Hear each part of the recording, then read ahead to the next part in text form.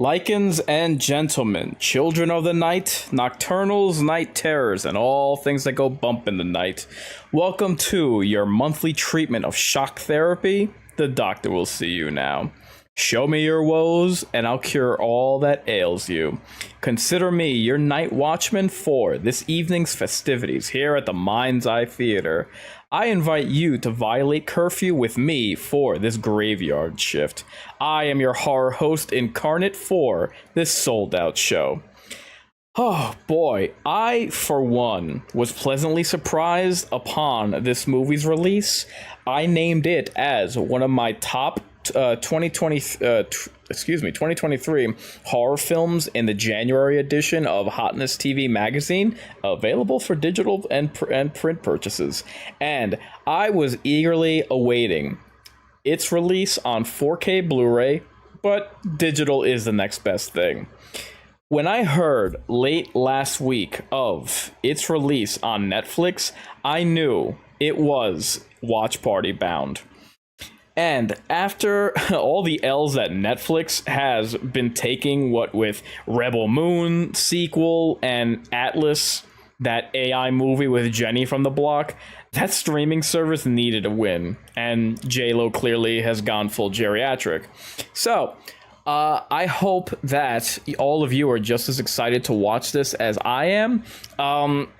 In fact, we have a special section of the Mind's Eye Theater where anyone who has either seen the movie that we're watching or has seen it before or is watching it for the first time, you will get a chance to participate. But we'll be getting to that in a moment. So, welcome one and all. If ever the watch party was imperative and significant, man, I have been saying for quite some time that this summer season of horror is desperately lacking. Therefore, I looked at Bloody Disgusting's lineup for horror and this summer, and of course they were like, oh my god, check out our watch list. You could not be even more amazed over what's coming to you, to a theater near you. Oh man, suffice it to say, there ain't much to look at in terms of summer releases. In fact, I'll be making a video.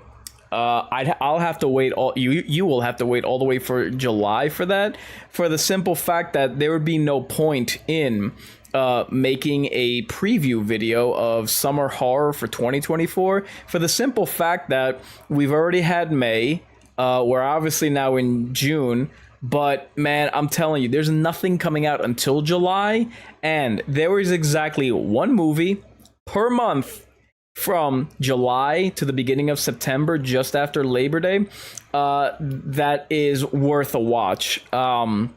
So that makes the watch parties all the more necessary. And hey, Incarnate, the Mind's Eye, and the Mind's Eye Theater is here to provide. So, yeah, I was very much enthusiastic about this. I'm still looking forward to when this movie will release on 4K, but like I said, I'm happy that we're getting just anything regarding this, just because, you know, I like to do these watch parties. I think it's always important. It is a rarity that we have anything new that's coming out, new that's coming to streaming, that we could enjoy. In fact, the last time I saw anything worth streaming that was new was Baghead in April, and it's kind of been slim pickings since. So, yeah, I knew eventually I was going to get down to streaming this, just because it really did take the world by storm when it released. But I mean, Godzilla -1 was truly something special, which reminds me, I have a little something that I like to call the totem pole, which I would like to present to you now.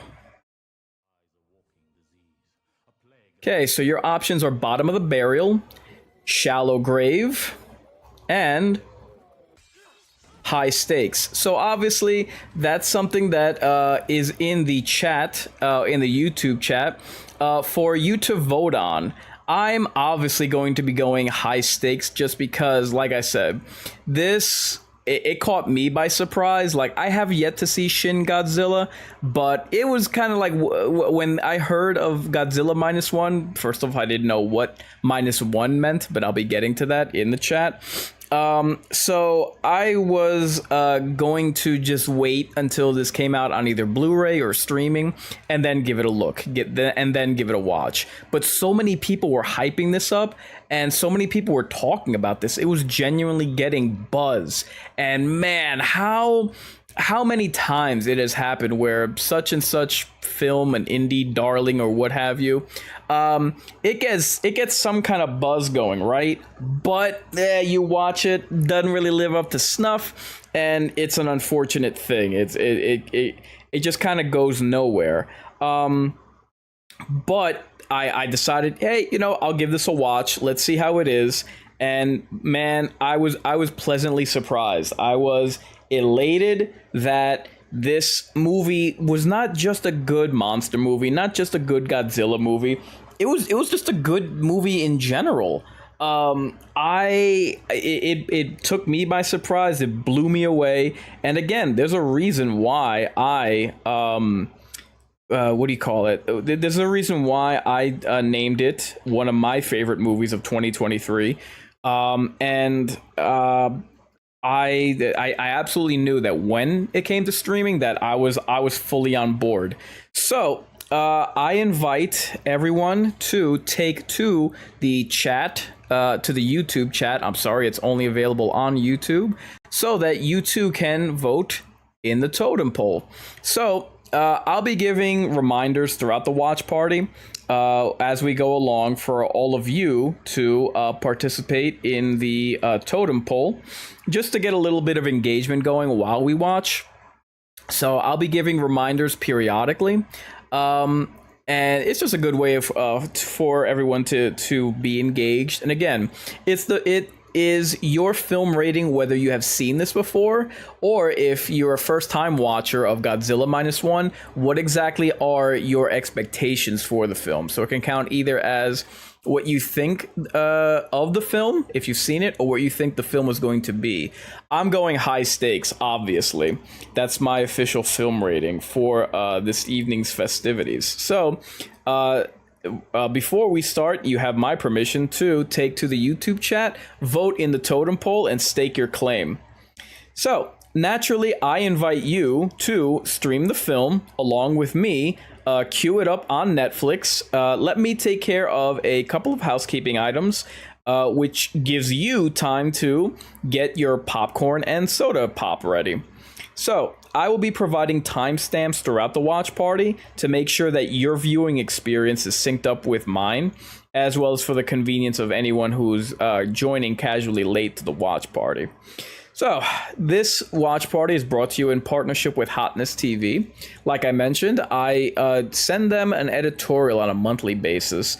I handle the entertainment section, naturally horror movies. I came out in, let me see, April, I believe. I think it was April, discussing my comparison between Godzilla -1, as in his Japanese iterations, -1 versus Monsterverse. Basically, what it is that we see out of the American version, blockbuster kind of version of Godzilla. So I will be coming out this Sunday. Actually, the June edition of the magazine will be out. We have as partners, as sponsors, Jabra headsets and Samsung devices. So it being the summer months and there being plenty of sales, if you're of a mood, I do ask that you use the link in the description. It just serves as a nice kickback for the channel. The Mind's Eye Theater is a proud affiliate of the upcoming horror documentary Mental Health and Horror. So, once that does release, I fully intend on doing a watch party and a review. What else do we have? Fire filter. Oh, thank you. What else? Once we, oh, as you can see up top, we do have this support link. So if you're of a mood to support the Mind's Eye Theater, I will consider it your pound of flesh. In addition, if you note on the link in the description, the software that we use to do these watch parties, Streamlabs.com, was nice enough to give us our own merch store. So I will be having merch that comes out, new merch that comes out soon. So stay tuned for that. We are coming to you live, streaming on Facebook, Twitch, YouTube, and Rumble. So, let's see. What do we have else? One last thing before we get started.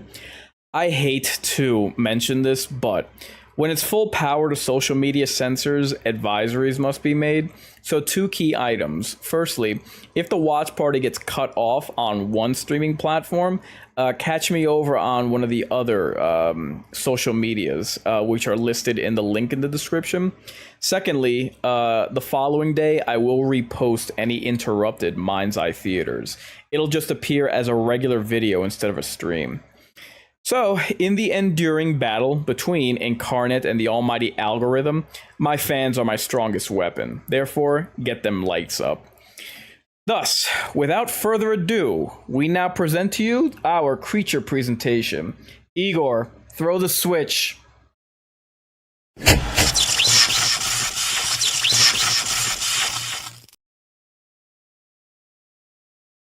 Okay, and we're starting now.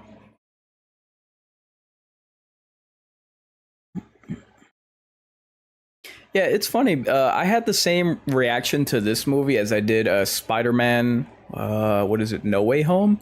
I'm saying to myself, I'll get to it. Like I wasn't gonna watch it, but again, day after day and week after week, the hype was building to such a fever pitch. Now, obviously, Spider-Man is a much bigger property than a what do you call it? A Godzilla, especially here in the States.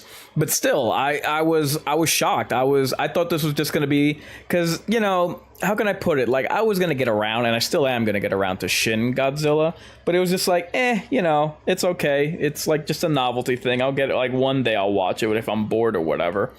But the fact that this was out in theaters and I was so disenfranchised with what we were getting in from the States, I was like, you know what, let me give it a try. And man, it's very few times that a demanding little diva like me, and I'm the only one that's allowed to call me that, don't ever let me catch you calling me that, it's as jaded as I am, it's very few times where something actually lives up to the hype.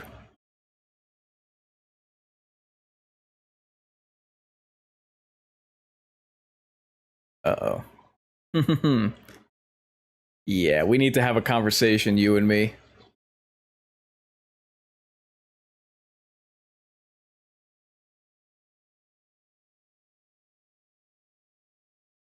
Oh yeah, there. I don't know how to tell you this, bub.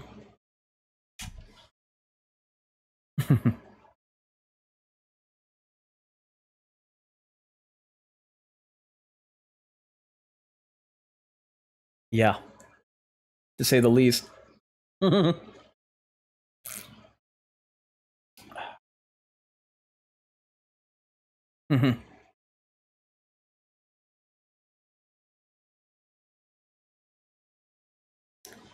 Boy, I think you know what he's trying to say.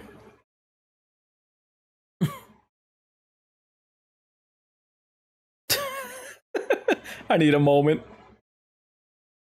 Um, I just learned this today. In case you were wondering the way that I was, the -1 in the movie title refers to the fact that Japan had already been devastated by World War II, brought down to zero, but with the emergence of Godzilla, it puts Japan into the negative. This is reflected in the film's original Japanese tagline, which translates to post-war Japan from zero to minus.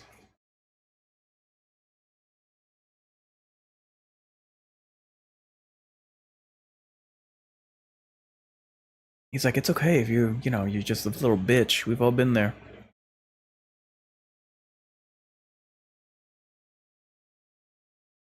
So, director Takashi Yamazaki revealed the film isn't a direct response to Oppenheimer, which I gotta be honest, like when I was looking up the trivia and the behind the scenes of this movie, this is good for boating. Dead fish, yep, or not just dead fish, but their insides are outside. Good for boating. When I was preparing the trivia, I forgot that this all escalates so quickly. We're not even 5 minutes in. Oh boy. Oh my god, I forgot that this happened so quickly. And you're about to see why this can be considered a horror movie. Damn. Woo. Jesus Christ. This guy's pissed.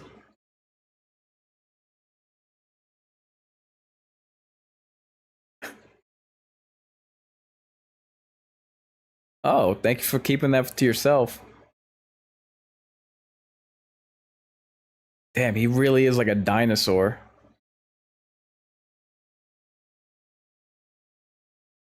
I remember watching that in theaters and I was just like, damn!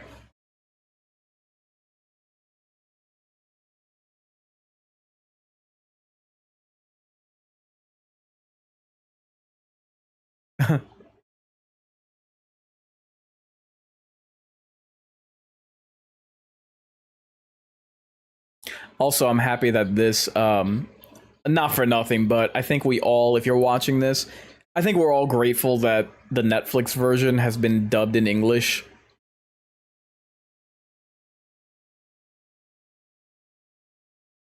As much as I was able to enjoy and enjoy my watch of this in its Japanese, original Japanese, in the theater, like it really helps when you can just enjoy the movie and not have to like read text. And by the way, I like that the feet look like. I mean, this might sound weird. Oh my god, this might sound weird, but the feet really does make a difference because in the American version, it just looks so stubby, whereas in this film, it looks menacing. Now, feet might sound like a weird thing as an addition to a monster, but it really does make a difference. And it's not distracting the way it is in the American version.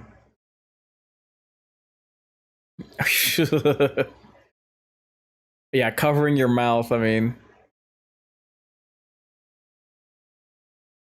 it looks like so. How can I just the spikes and the scales? It looks like it's made out of a mountain, which is what they were actually going for.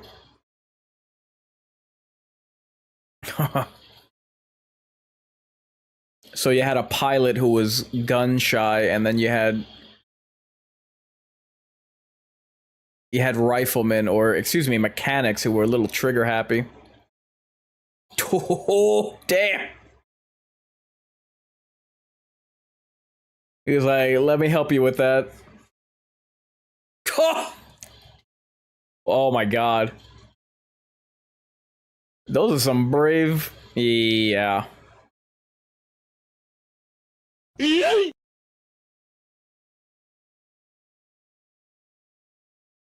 Ow.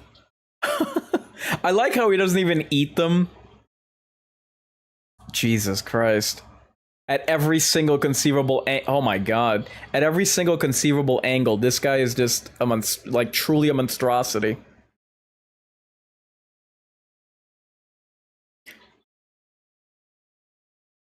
Oh my god. Oh my god. It is just laying waste to them. Jesus. Well, there goes your ride.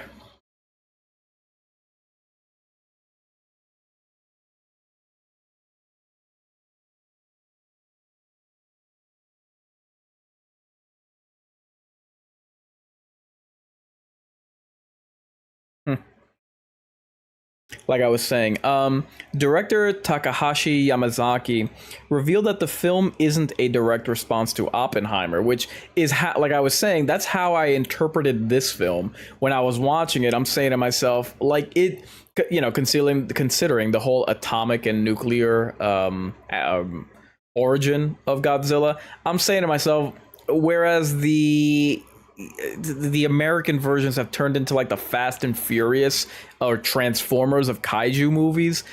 To me, this is minus one, and I haven't seen Shin Godzilla yet, but minus one is much more like the Oppenheimer. But the director said he'd love to make a film. He would like to make a film that is the Oppenheimer of Godzilla movies. He noted that it was definitely a coincidence that the Christopher Nolan helmed biopic and his Japanese language creature feature came out in 2023. Though he did go on to theorize as to why that might be, claiming, quote, I think the threat of nuclear warfare is almost at its highest now than in any other year that most of us have been alive. In some ways, the original 1954 Godzilla was created with that same backdrop in the wake of World War II, asking what it means for these superpowers to develop so many nuclear warheads. I think the fear and threat of it is certainly real, but the timely relevance of the thematic elements are quite striking. End quote.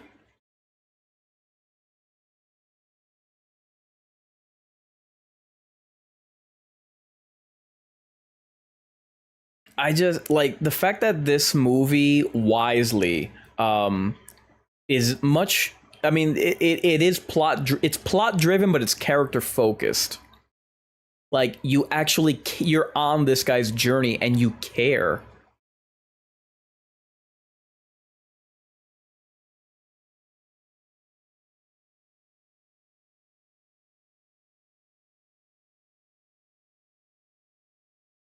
I don't remember when I even heard of this movie. Like when development or release.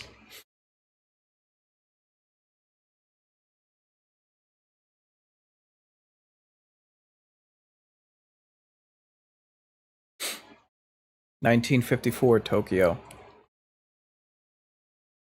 Yeah. That's another thing, like the fact that geez, look at that. The fact that the character has a journey and there is a backdrop. Like there are things going on apart from Godzilla. Like it's world building. You know what I mean?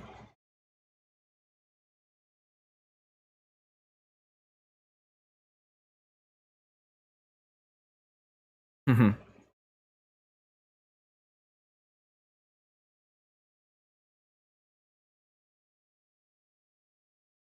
Damn. That's rough.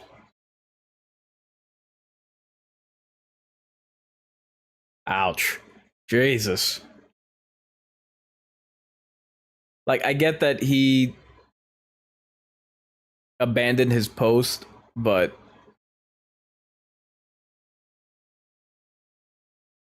does this lady really have to lay it on thick with the survivor's remorse? Even though technically, well, yeah, I guess it would be survivor's remorse.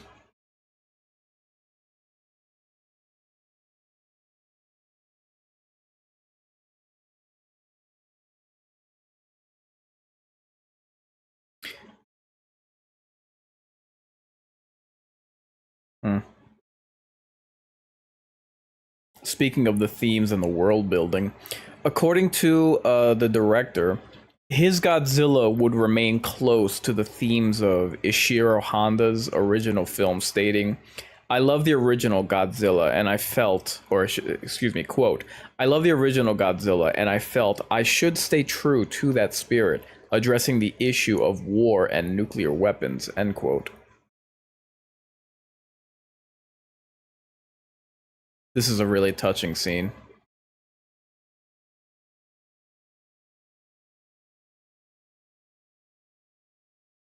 Yeah, right about now he's like just the state of things and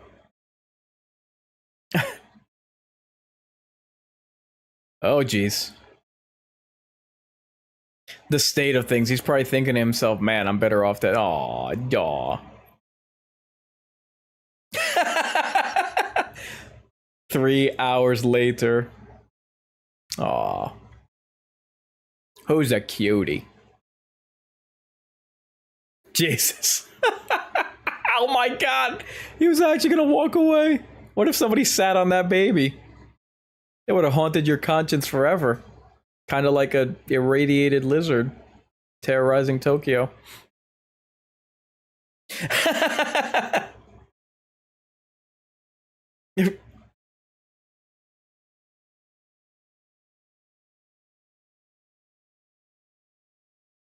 Looky loos. I love how they translated that. Wow.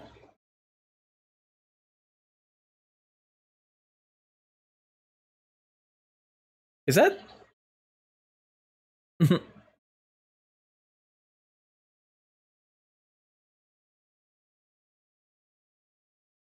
Now, if it's at a park, that's different. How big is that baby? That she got that whole bundle there. It's like she's holding a potato sack. Babies aren't made out of potatoes. Corn. Everybody knows that. Corn. Man.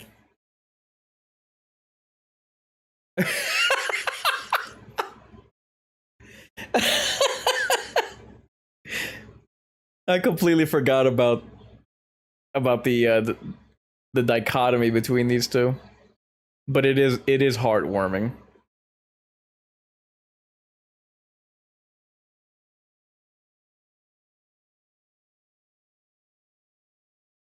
Oh, so you're not a single mom.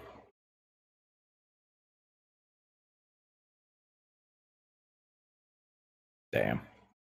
Well, this story just got a whole lot sadder.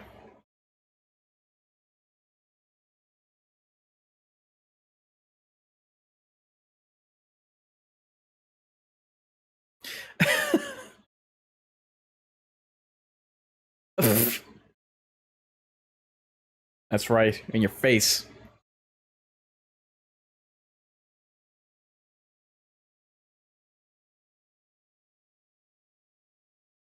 Yoko Ono. I was close.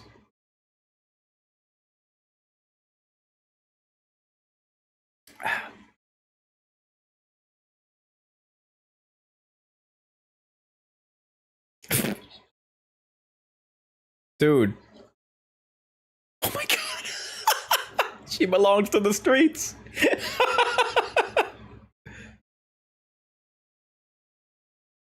Okay. That's charming. And you should, by the way.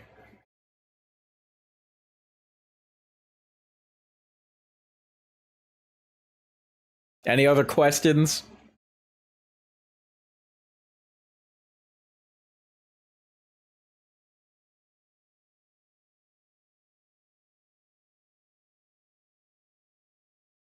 Jesus, that just those things took out everybody apparently.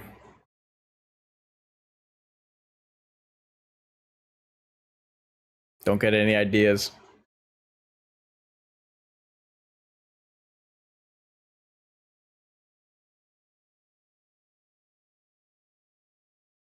Better hide your wallet.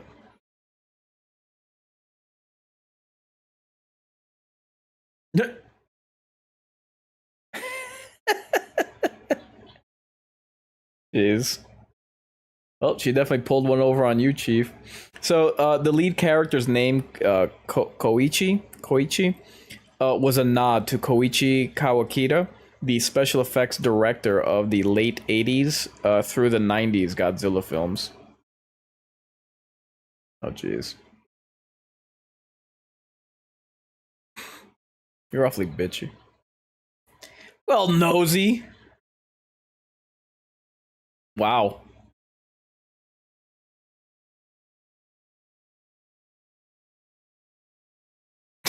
What do you care? You mean old crone. Thanks.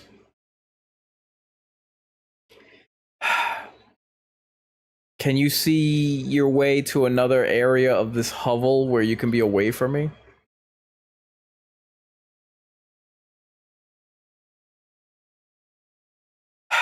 God.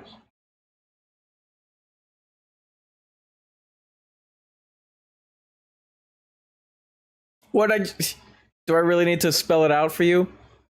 Yo.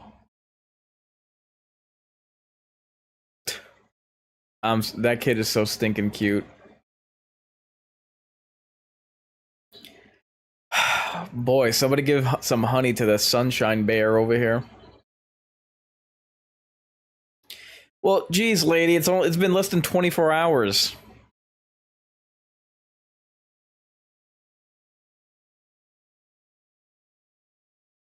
Just going around lecturing people, huh?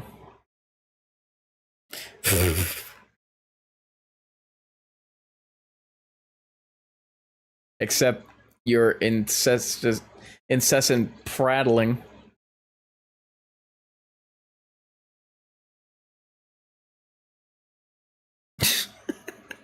It's Japan. I'm pretty sure you could find some elsewhere. Oh, geez.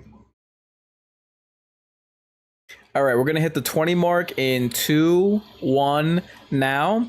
If you guys, no matter which platform you're watching this on, if you could hit the like button, it just helps to spread the word about this watch party. Additionally, if you're watching on YouTube, if you could take the chat now and vote in the totem poll. So just give your impression of the film, if you're watching, or if you've seen it before, just give what your official film rating for the flick is.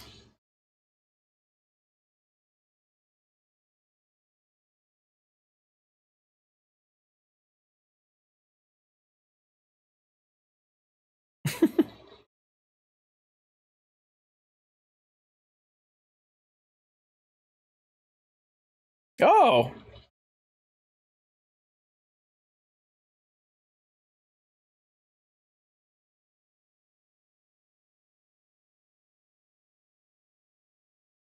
Oh, this is where he takes on this job.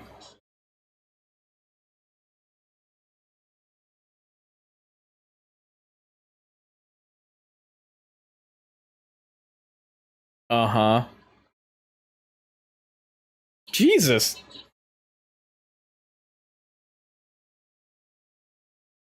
Yeah, bitch. And I said that I had to do it, not you.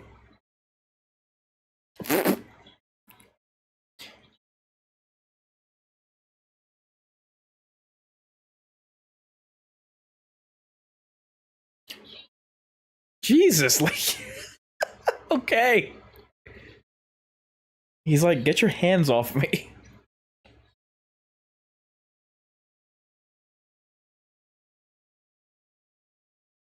Ooh.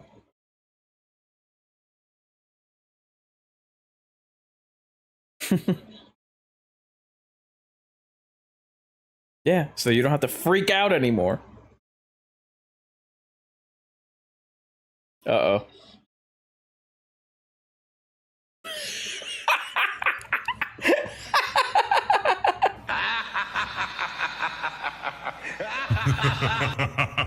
Well, not quite what he expected, huh?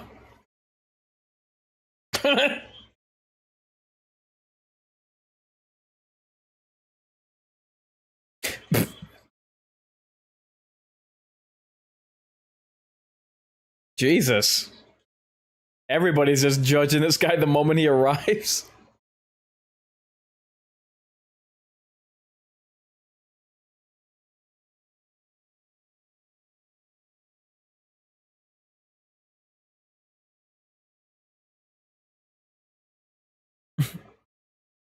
Yeah, that's why they're on this. I...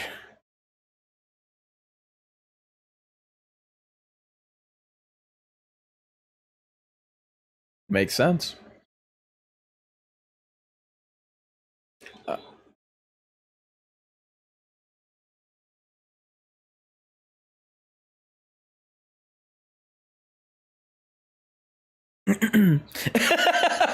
Don't make me have to slap you around below decks.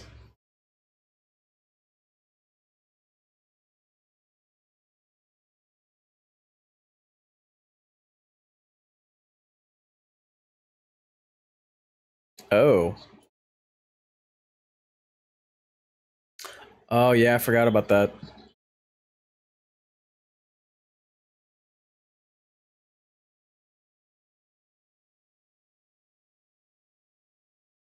It doesn't actually have any ammunition. We just like pretending that we're doing work.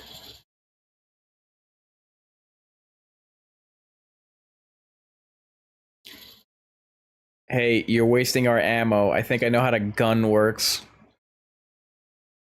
You think so? Why don't you show us all, big man?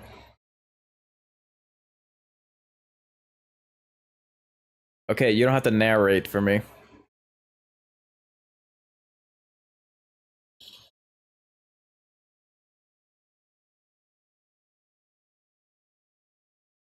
Yeah, buddy.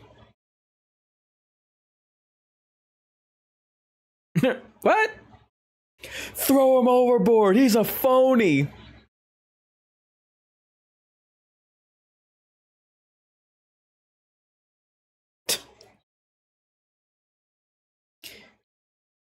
Listen to me.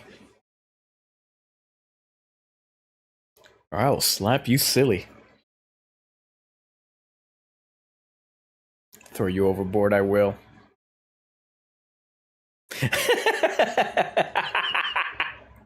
Anyway, the name of the protagonist, Shikishima, he coincides with the name of a squadron that conducted the first successful kamikaze attack, the Shikishima Squadron, led by Lieutenant Yuko Seki, hit and sank the USS St. Louis in 1944.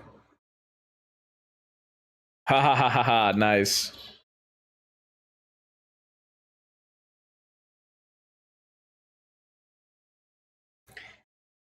Boy, just paying you a visit.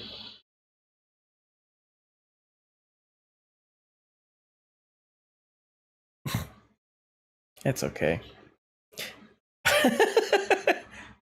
I'll install walls next week.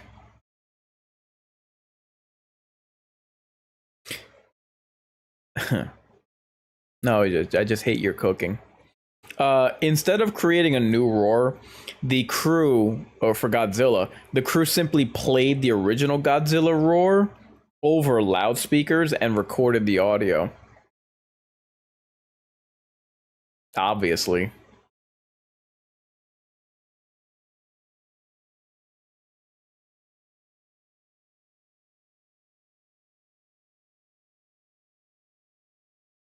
What?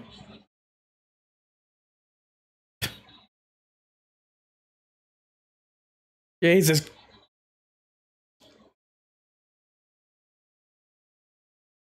You can't have any more of my rice.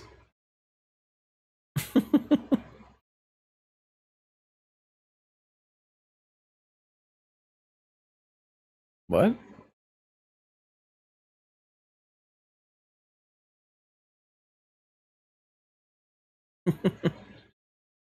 He's like, silly me, I've just been embarrassing myself. Look away, I'm a monster, I'm hideous. 1946, Bikini Atoll. Operation Crossroad?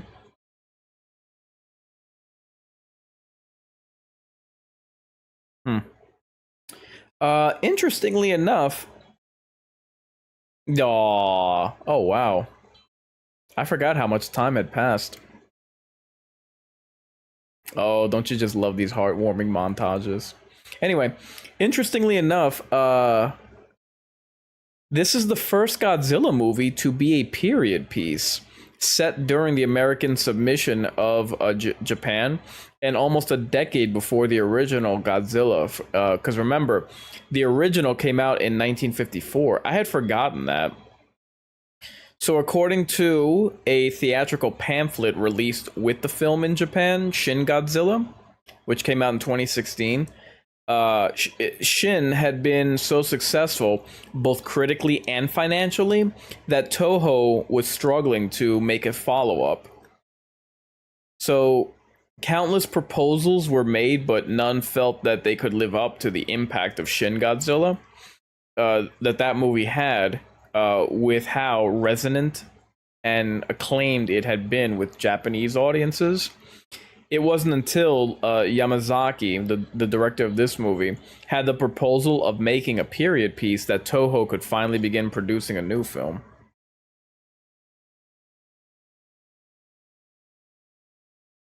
Oh, she's much too old for me. Ouch.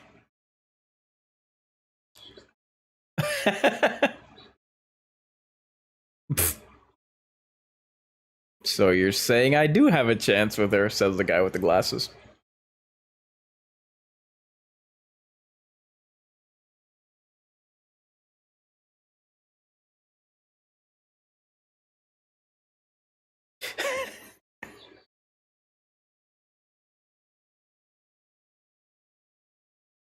Oh.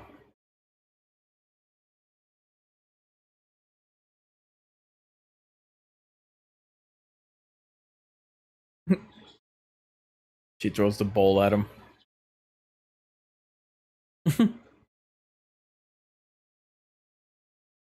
And you're an idiot.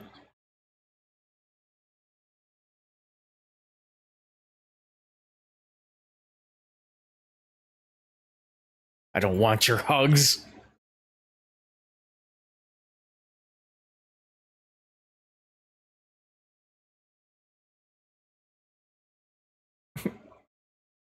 That's an awkward place to do a. Uh, so 3 years on, I believe we are.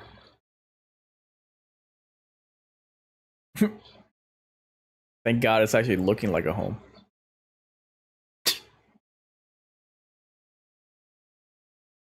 Uh.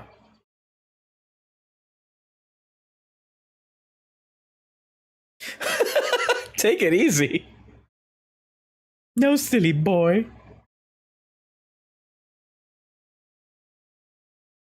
Strong, independent woman who no need no man.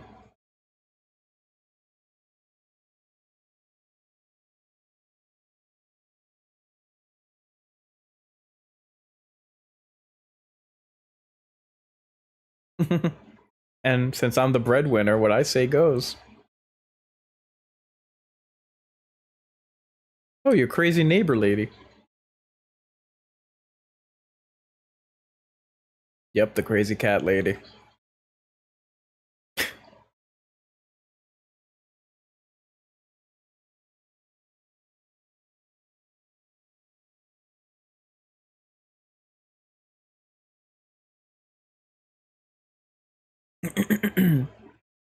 Everybody looks so thin.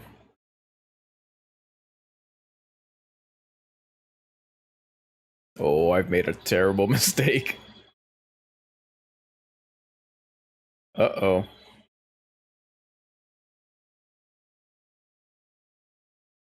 Looks like someone's come home.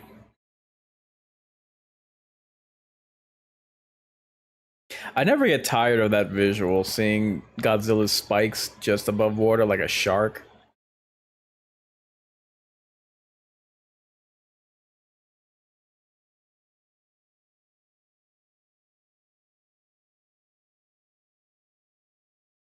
Hmm. Uh-oh.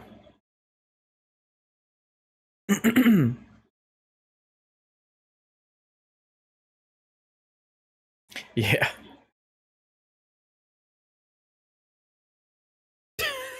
Basically, you're on your own. May 1947, near the Ogasawara Islands. Well, damn. Jesus. Yeah.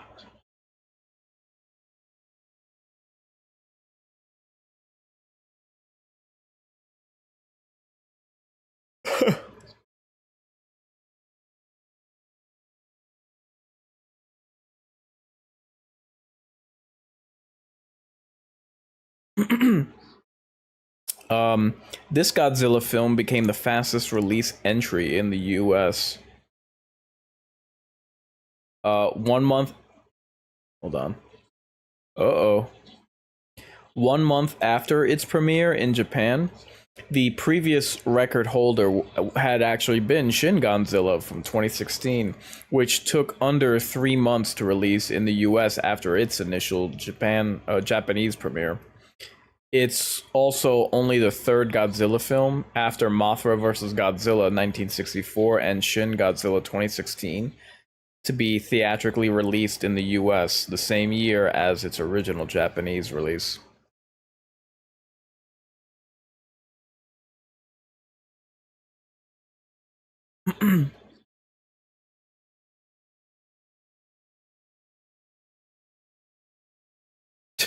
That's a weird life preserver.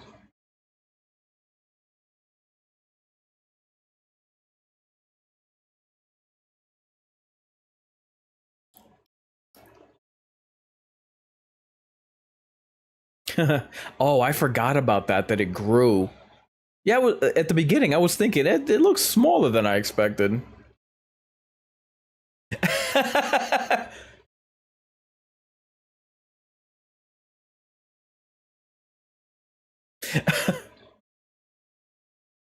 Yeah, just clip its toenails with your little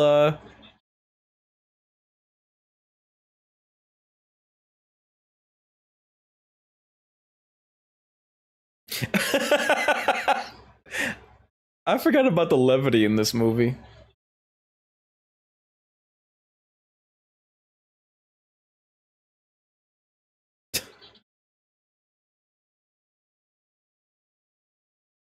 Yeah, we don't get to use it.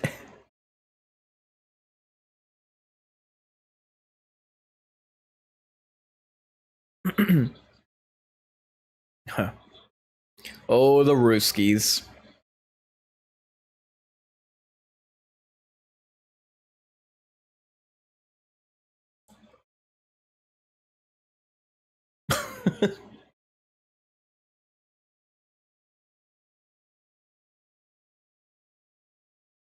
Ah, he's putting it all together.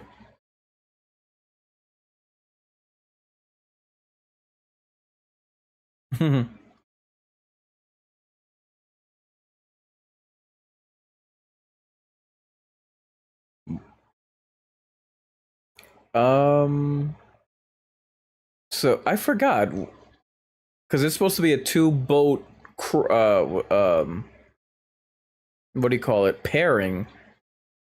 So I'm curious where the other boat is.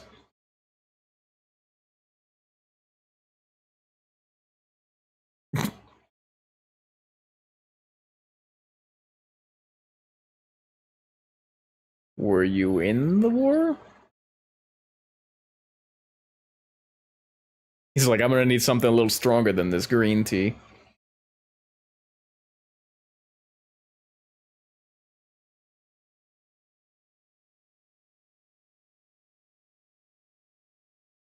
Well, I think the situation calls for it. Uh oh. Your green tea gave me the runs.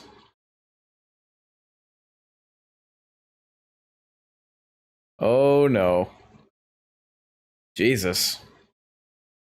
Uh oh. Yeah.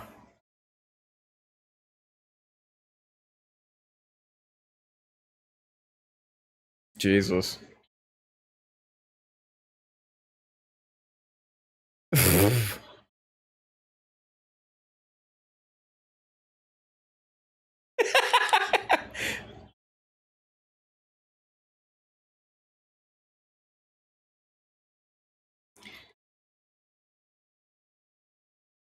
It's so weird. I'm guessing though that's what irradiated fish look like. Their insides just bubble out.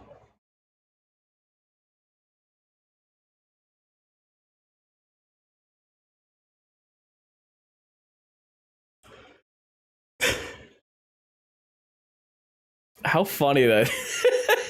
I can't get over how they're in a wooden ship. Yeah, let's take a pirate boat against Godzilla. Anybody the hell else? Oh, that's what happened to the other crew. Damn, son. Whoo! Well, baby boy has grown some. Yeah. Definitely a piss your pants moment.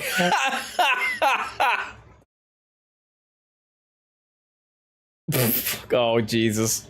What a time to have engine failure. Oh, crap. Damn, it really... He really is like a moving mountain. Or coral reef. Wow.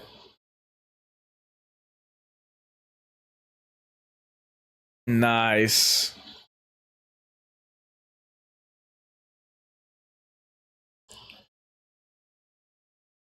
And let me see, because we're about to hit the 40-minute mark. Yeah. It's been almost a half hour since we've seen Godzilla from his initial attack.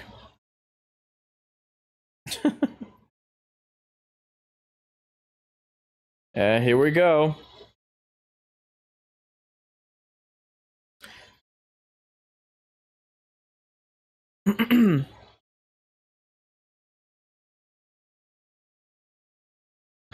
We're gonna hit the 40-minute mark in 2-1 now. Guys, no matter which platform you're watching this on, I do ask if you could hit the like button. And also, if you're watching on YouTube, please be sure to vote on what your official film rating is for the movie in the YouTube chat for the totem poll.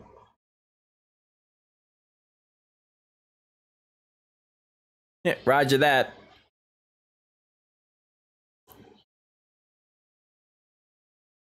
Ha ha ha. Really, very good attention to detail.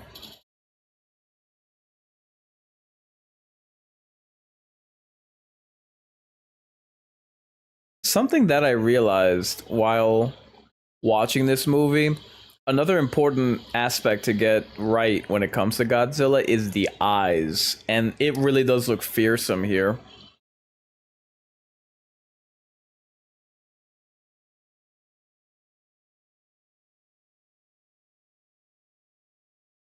They did a really good job making this a tense scene.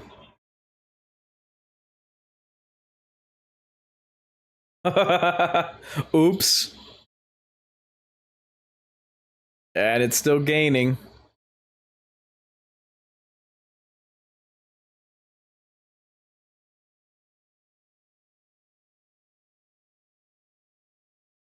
Oops.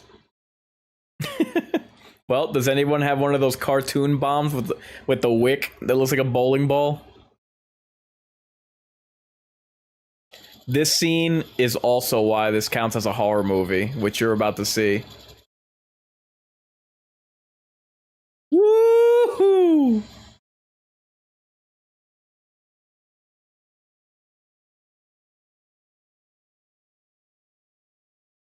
All is well, right? Slumped over. Wow.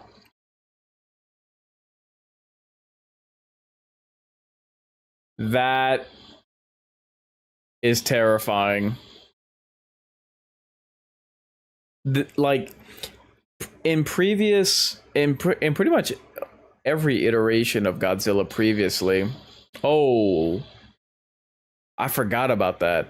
In every previous iteration of Godzilla, it was always impenetrable. So it really was a nice touch that here he can regenerate, and the way that, oh my god, the way that he does regenerate, I think is like it's frightening, because it, right when you think that he is killable and he can be stopped, no, you're wrong. You're immediately proven wrong. Uh-oh.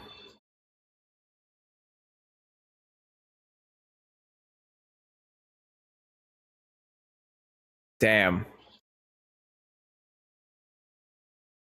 And they got some good hits on him, so not even the batteries on a battleship can take this guy out.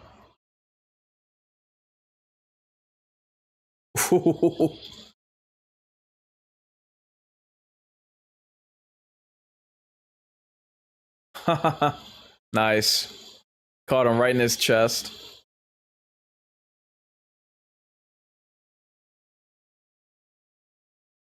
I'm guessing those bombs, the explosion of the mines, blew out his eardrums. Holy crap.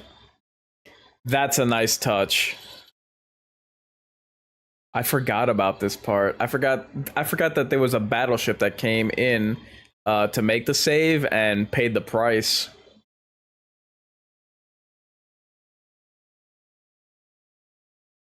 Wow.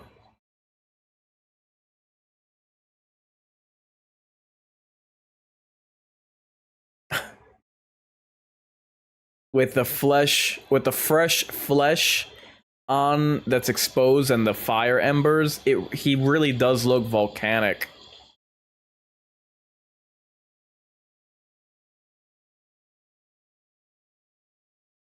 Where did that blood come from? From his ears?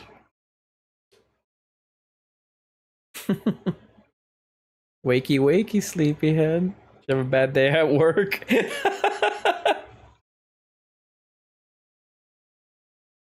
So the ability of Godzilla's atomic breath to create a nuclear blast is taken from Godzilla, Mothra, and King Ghidorah, giant monsters all-out attack from 2001.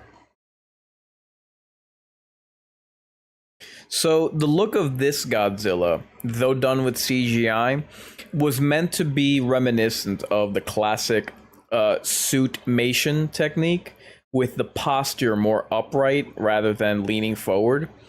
Um, the design mixes elements from several prior films, with the strongest influence being 90s versus the 90s versus series and the Heisei era design, which is the generic design Toho has long used for merchandising, as well as the design of the previously mentioned Godzilla, Mothra, and King Ghidorah giant monsters all out attack from 2001.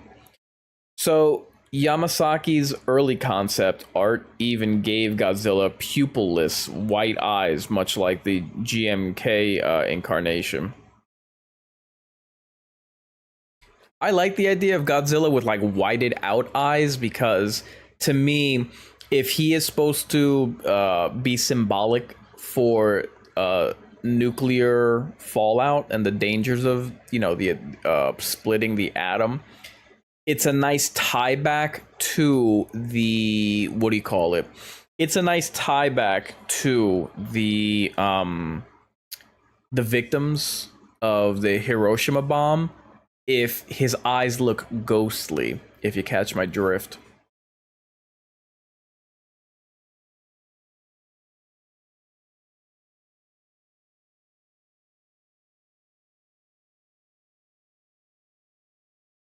Yeah, he's just so frozen from the war to this day. 3 years later.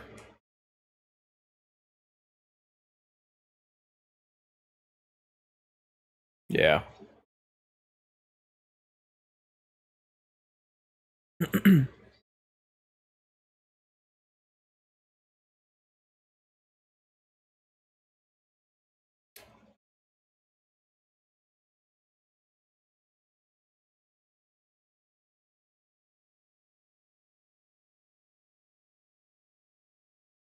I don't remember how she reacted to this.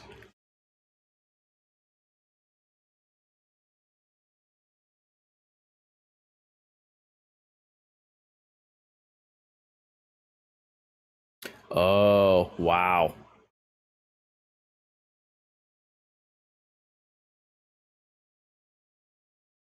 Because of me. Godzilla's appearance in the film was closely based on the design seen in the 2021 CGI short film that accompanied the Godzilla the Ride amusement park attraction in the city of Tokorozawa.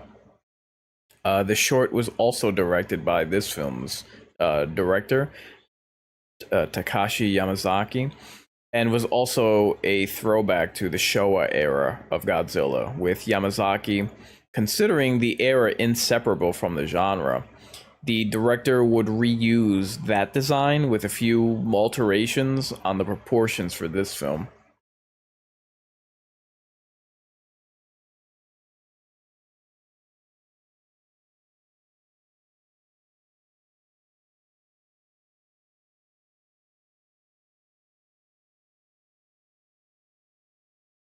This film is really good at, how can I put it, showing you, the monster, its depictions, its abilities, and then pull it back to that emotional beat.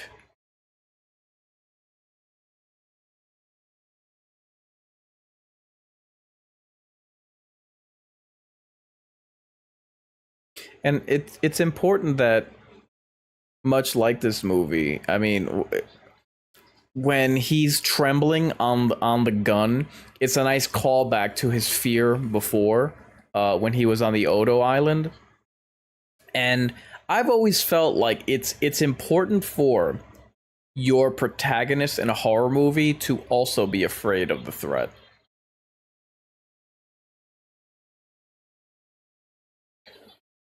Mm.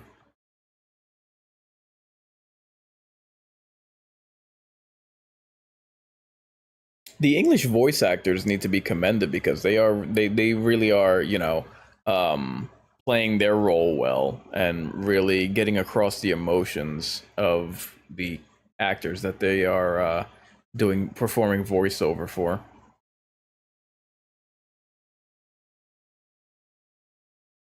Damn.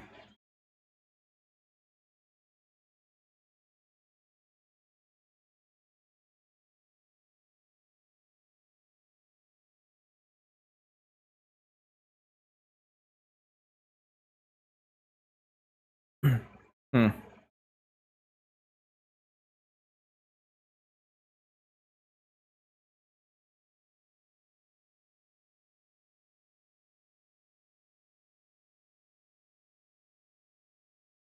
Huh. See, it's really, while while he is remembering the men whose lives he could have saved or he could have joined had he attacked Godzilla. It's interesting that he's going through something, yes, that is tied to Godzilla, but it's also its own thing, its own kind of trauma that he's enduring.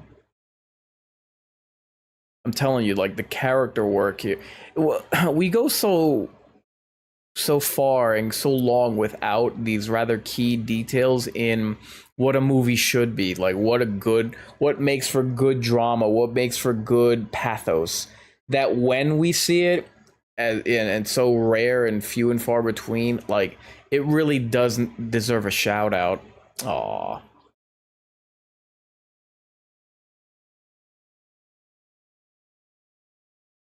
It's interesting that they were family and none of them are related. Hmm.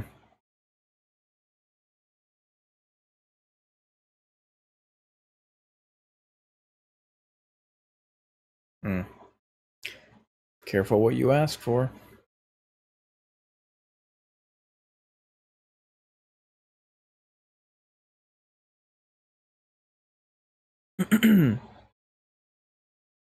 Although there had been entries in the MonsterVerse, oh, Jesus. Oh, they did know. Well, then again, how could you miss them? Anyway, although there had been entries in the MonsterVerse series as well as animated adaptations, the lead actress, Minami Hamabe, promoted this as the first true new Godzilla film in the 7 years since 2016's Shin Godzilla.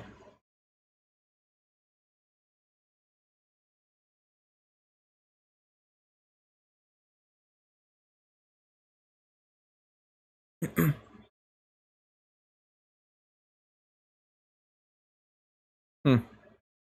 And what the hell are you guys gonna do about it except get the hell out of Dodge?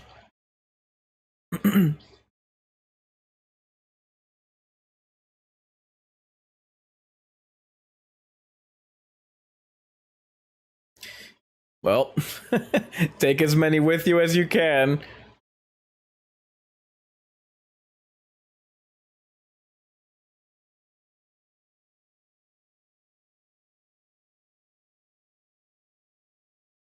And it's gonna turn in your direction, probably.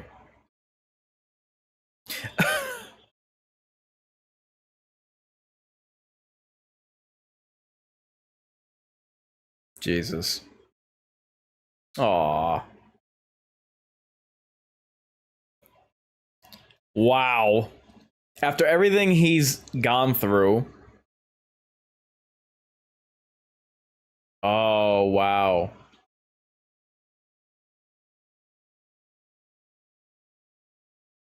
Jesus.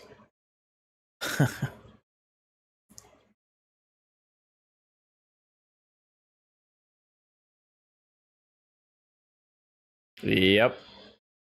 We've got trouble.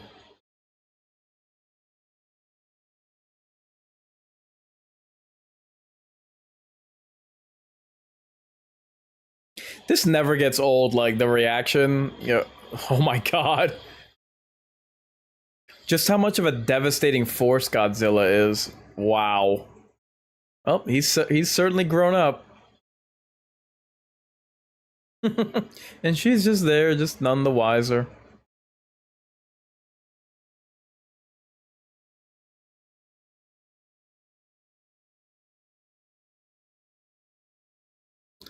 Yeah. I doubt that it would have stopped so abruptly. Unless it crashed into that train car. God, imagine seeing this. Oh, that was perfect timing for the theme.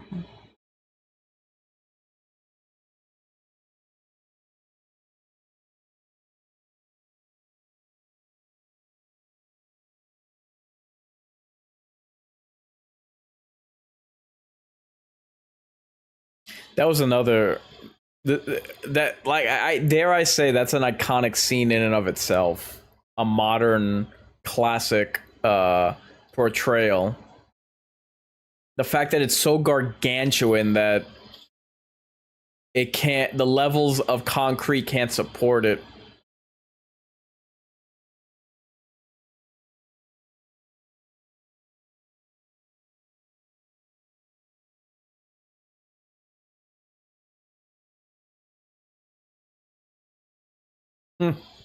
Wow.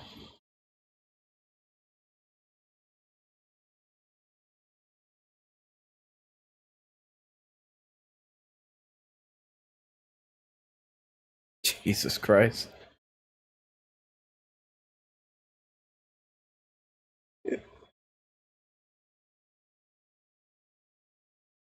Oh, time to let go. It's okay. Now swim like, oh boy. How did that miss her?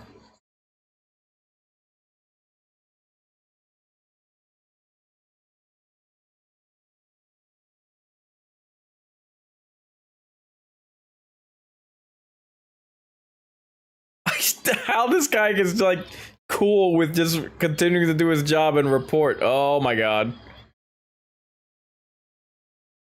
He's like, I get that camera out of my face. No autographs.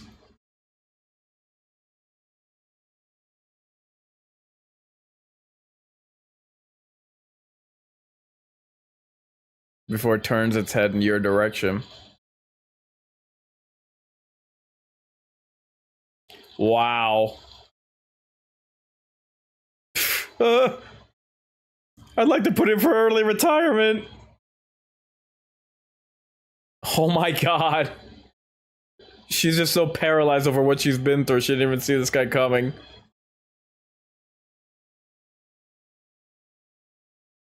From what I heard, there were actually American audiences criticizing this movie because they didn't see enough of Godzilla.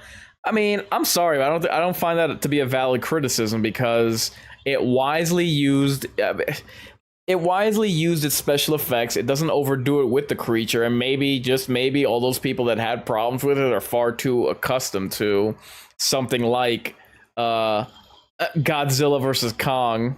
or X-Kong, the new empire, or whatever. Jesus. It it's a wrecking ball. Uh-oh. Now you're just gonna make him angry.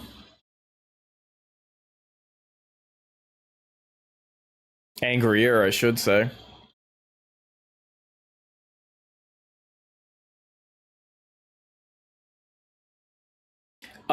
Keep running? What the hell are you people doing? Gee, I hope we don't see his spikes lighting up.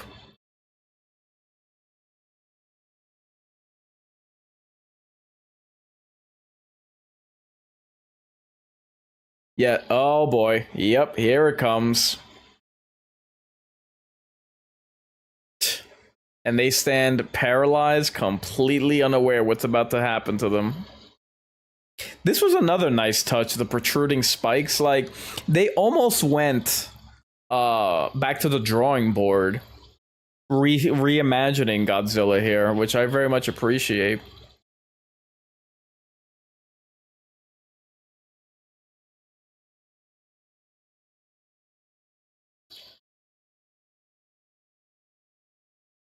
Damn. Yup. Unbelievable. And we're gonna hit the 1 hour mark right now. Guys, if you could remember, no matter which platform you're watching this on, if you could be sure to hit the like button. If you are watching on YouTube, may I direct your attention to the totem pole in the YouTube chat. So if you're watching along and this is your first time viewing this movie, use the totem pole to describe what it is, what your impression of the movie is, and if you've seen it before, what is your official film rating. So again, that's on the YouTube chat, and for everyone else, be sure to hit the like button.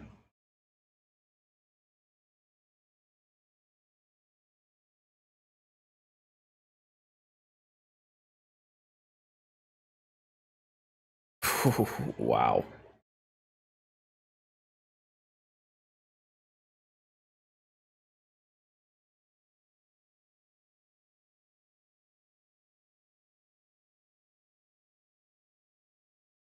Yeah.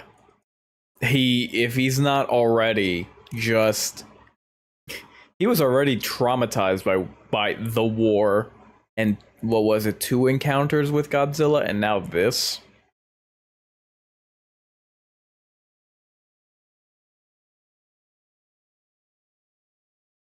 All that is enough to make someone go mad.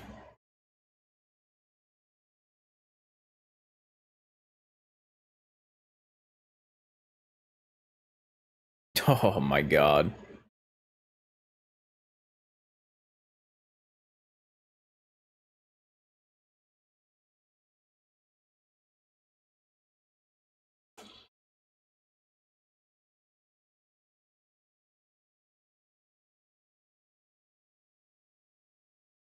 Look at that. I mean, the feet are much more like T-Rex kind of feet, and it sounds like a silly thing to request, but to me it very much is a welcomed addition because it makes him look more menacing. Oh my god. And the rainwater mixing with the ash for black rain. That's a good touch.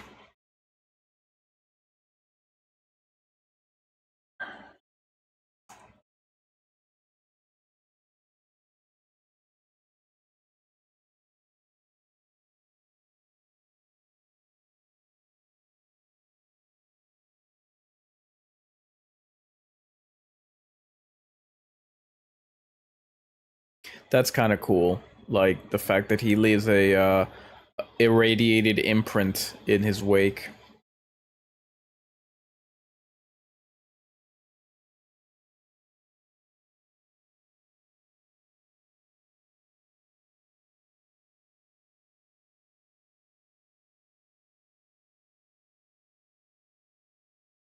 Hmm.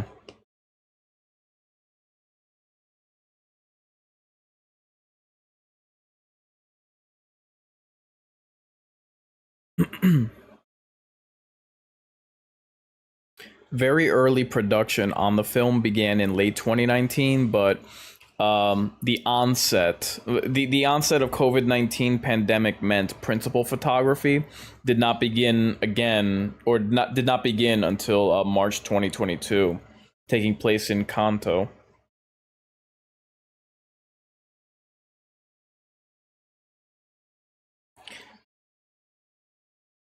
So originally, Toho intended to release the film November 3rd of 2024 to coincide with the 70th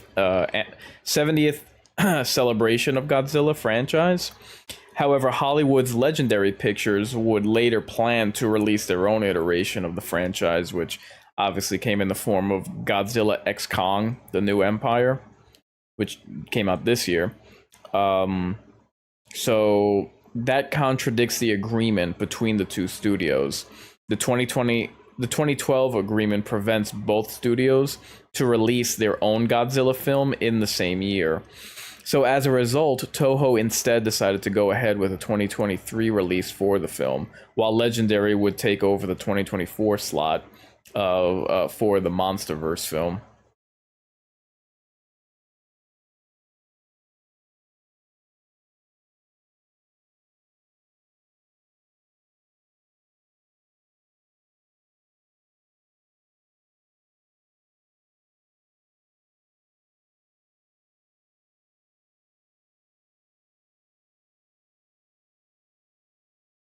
You're mentioning this now?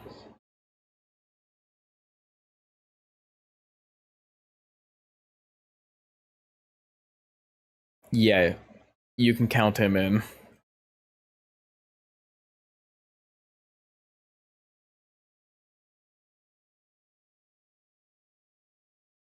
This movie really does have good pacing. I gotta be like, it doesn't drag at any moment.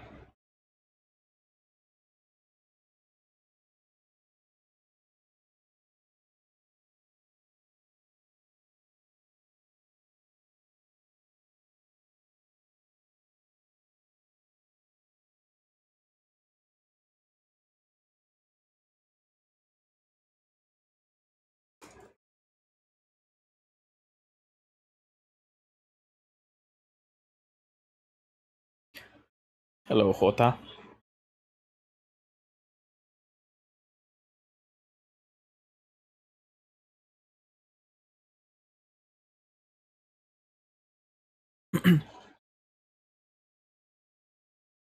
Yes, we do.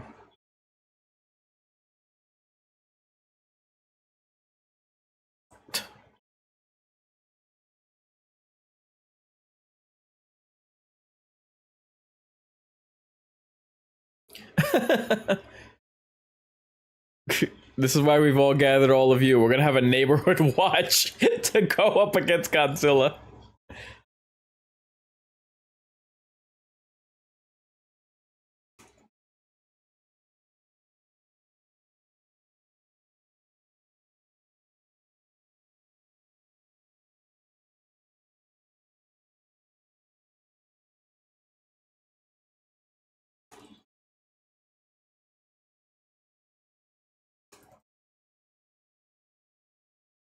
Easy, buddy.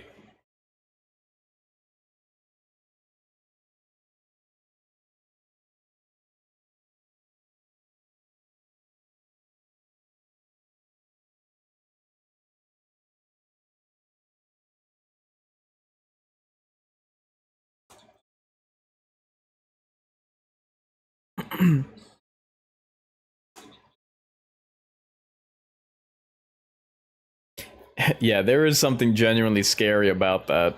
And the way that they pull it off in this movie is like, it's very well done to give you that, to give you that unnerving effect.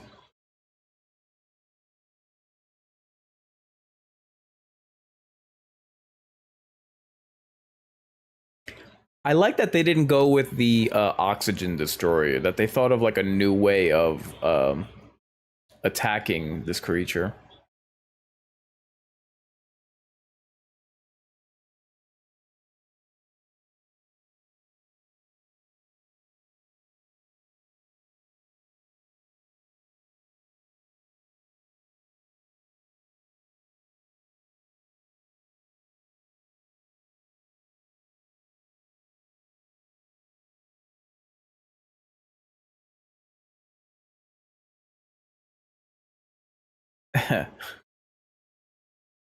I liked that they were using, clever means and, genuine uh science to try to combat this.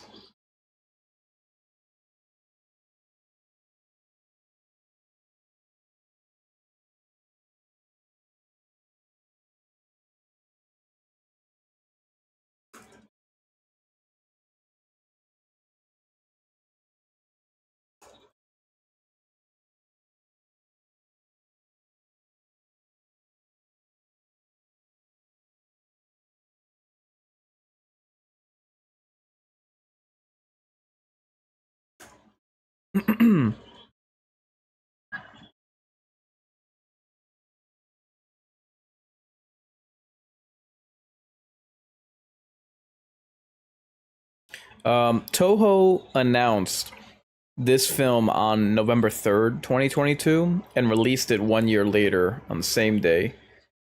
So, like I said, November 3rd is the anniversary of the original film, with Toho beginning to market it as Godzilla Day. The release of the film also coincided with the new 4K restorations of the original Godzilla films from Toho's Togen Film Lab. The same month saw Toho shut down the Togen Film Lab, threatening the destruction of the 20,000 pieces of film, TV, anime, commercials, company introduction videos, etc. from the 1970s to the 2000s due to Japanese copyright law, unless the original owners collected the negatives. So, according to the Togen website, these works were the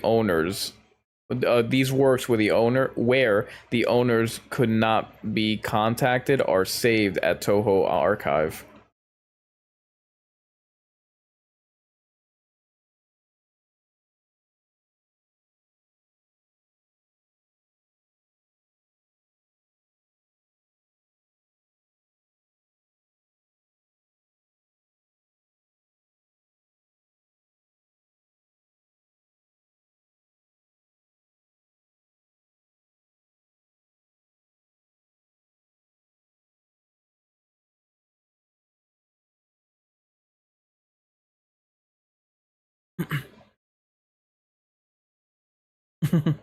We get the hell out of Dodge, that's what.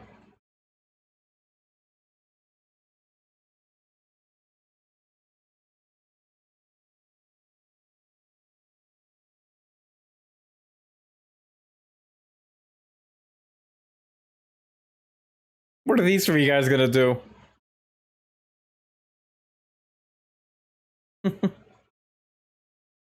That was crazy.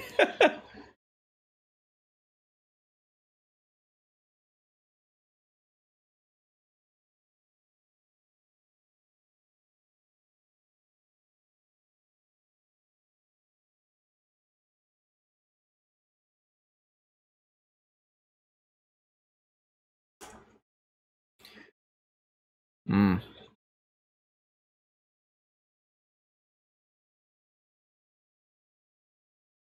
Again, this part I wish I would have found more elaboration on with the research I did on the trivia, because to me, I mean, this is obviously the resolution of the movie, so uh I like that I like that they didn't go to the cheap route and be like, oh, the way that we get rid of this creature is the oxygen destroyer.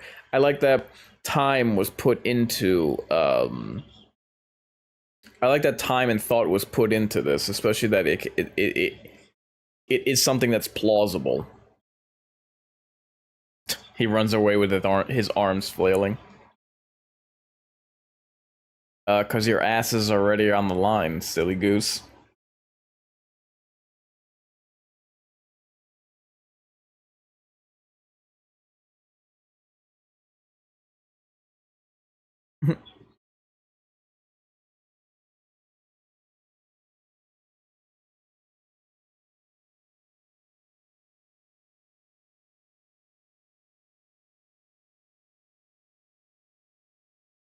But we'll be keeping tabs on you and your family.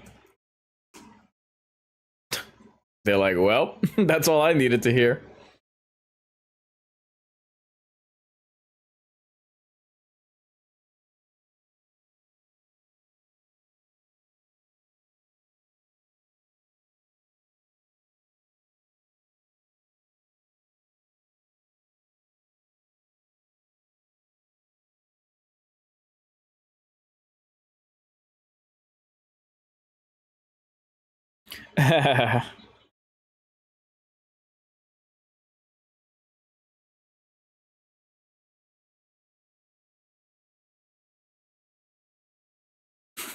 This guy's making sense. Hoorah!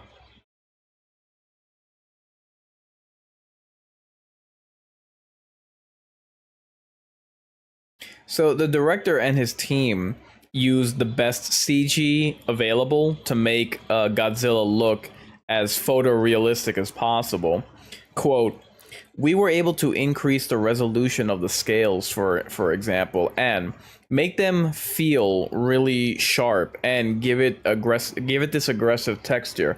He said, end quote. He said of Godzilla's new look. And I got to be honest, it really does come across, as I've mentioned many. He looks like he's just made out of volcanic glass.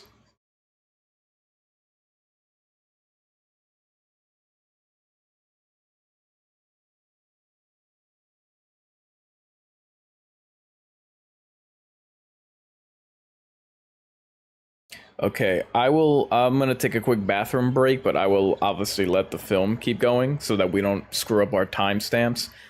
So give me one quick second, and I'll be right back.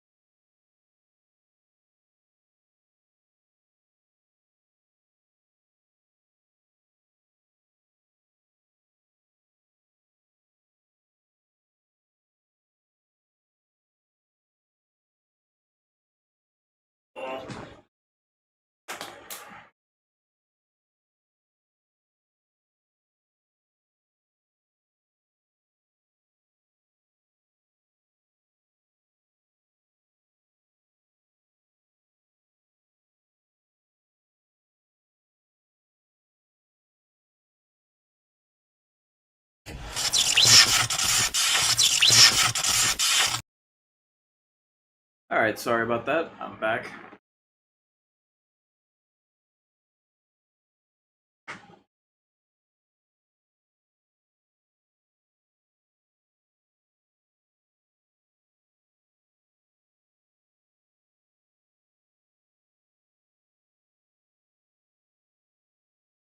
Okay, see, that's why I can't have too much water during the watch party.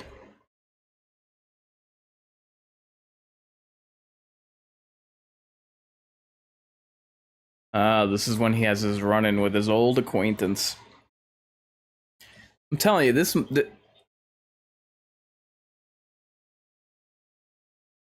movie did really good with callbacks and references and setup and payoff.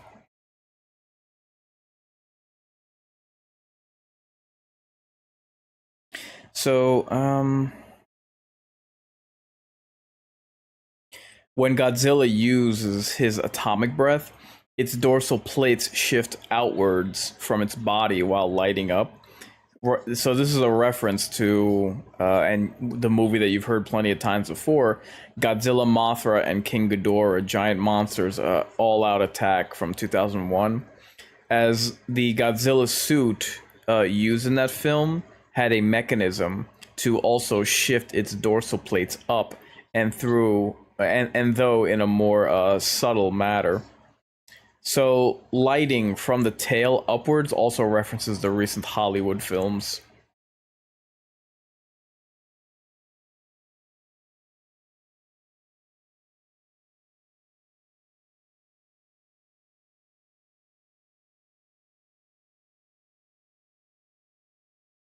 Easy boy, don't take that tone with me now. Take it easy. Okay, we're gonna hit the hour, the hour 20 mark in three, two, one. Now, guys, no matter which platform you're watching this on, I do request, if you can, hit the like button. It just helps to it helps with the algorithm to push this watch party out and be show up in people's recommended feeds. If you are happen to be watching on YouTube, I ask that you like the video and please take to the totem pole so that you can give your official film rating there. And remember, your choices are high, mid, low, high stakes, shallow grave, or bottom of the burial.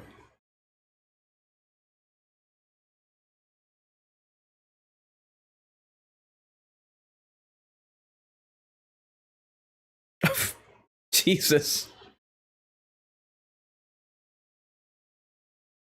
And who should he happen upon?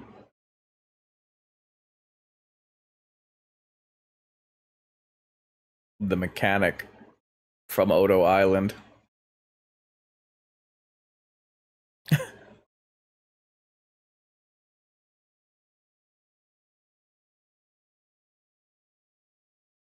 Jesus.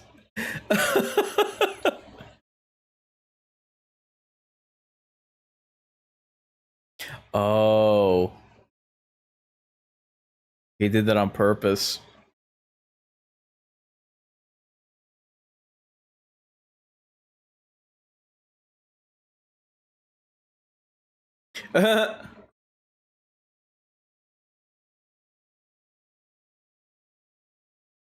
Yeah, like how have you not heard that or put those two together?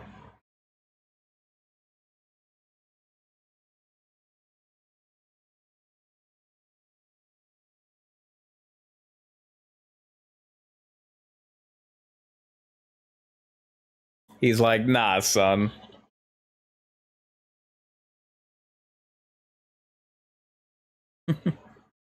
Your last mistake, boy.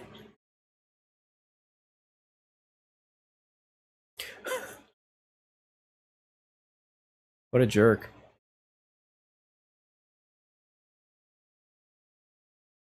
He's like, untie me first.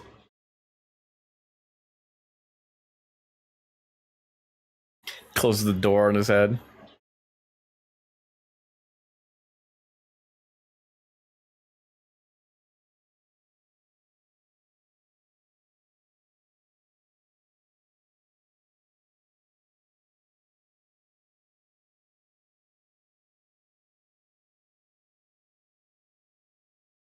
He's like, yeah, but you're not the guy to pull that off.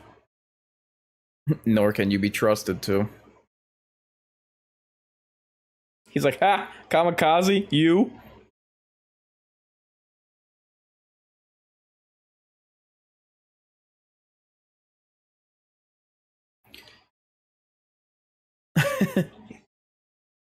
He's like, ah, he kicked your ass mighty fine, didn't he? Mighty fine.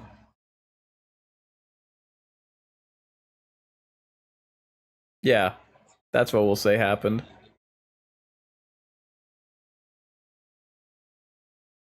Jesus.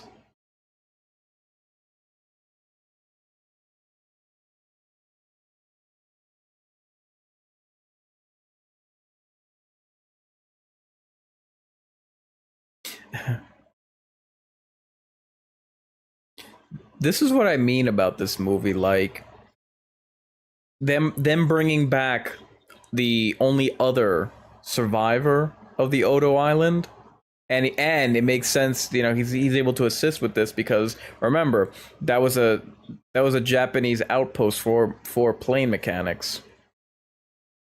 This is why character is so important, man.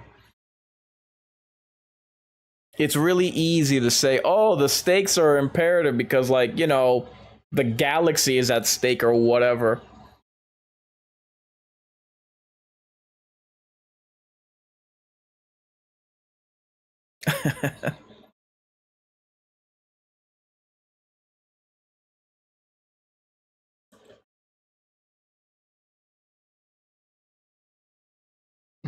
Well said.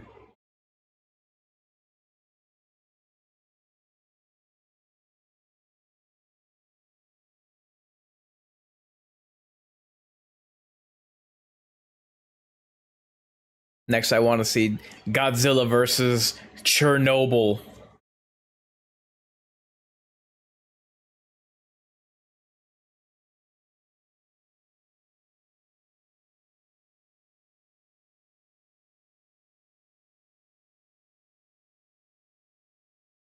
Hmm.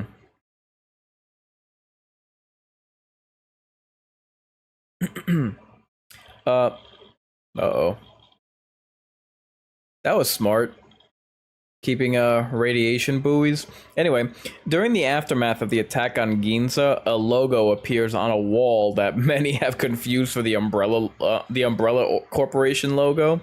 However, the symbol was actually from the 8th Army Exchange Service Tokyo PX building and can be seen in historical photographs of the building from 1946.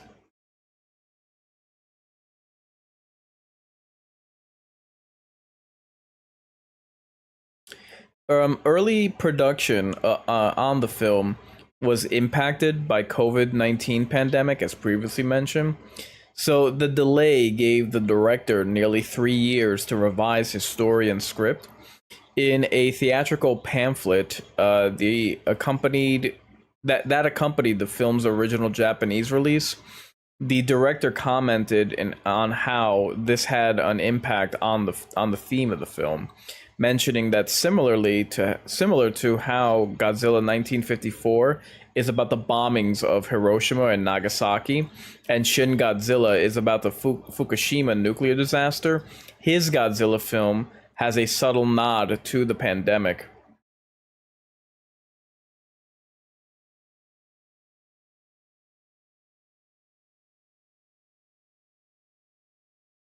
Interesting that two of the best movies to come out last year uh, had subtle references to the pandemic. The other one that I'm referring to, in addition to Godzilla minus one, is Evil Dead Rise, which was my personal favorite horror movie of last year.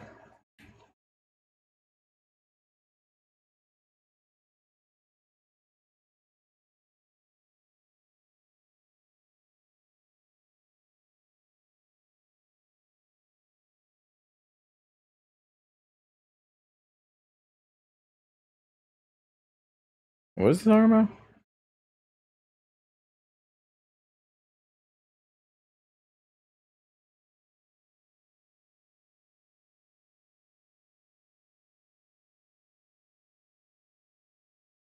about?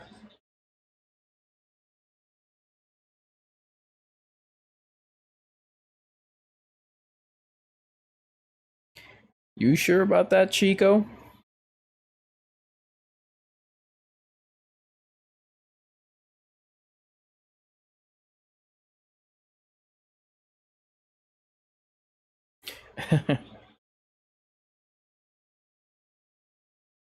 Ooh. Yeah, for real. What the hell were you expecting? No, it's because you're annoying.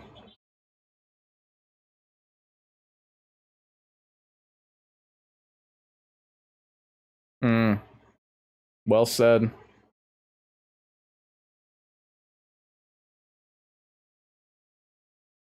Hmm.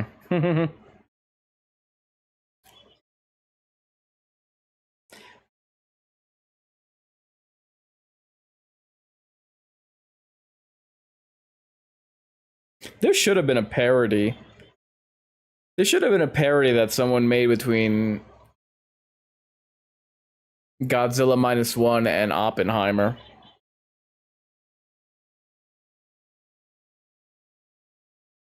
But nobody thought of that. Shame.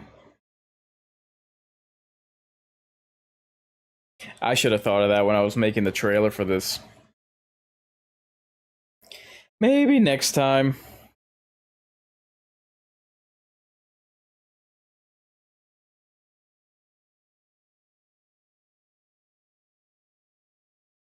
Second thoughts. Aw.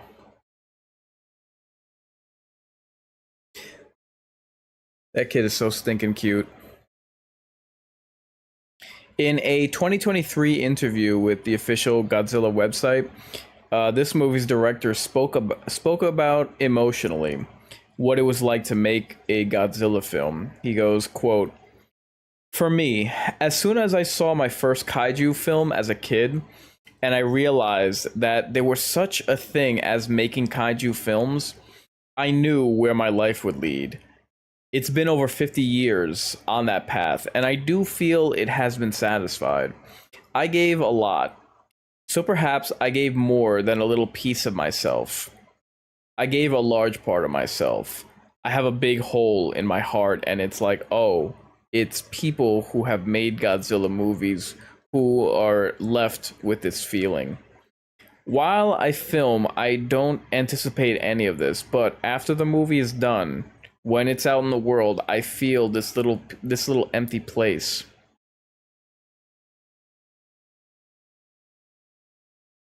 Aw.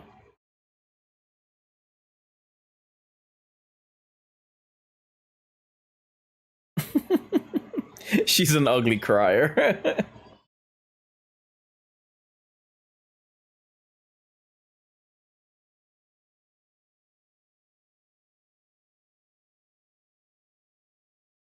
um, this movie, in addition to the awards it won in the states, it won the 2024 Japanese Academy Film Prize for Best Picture, becoming the second Godzilla film to win Best Picture after Shin Godzilla of 2016 won in 2017.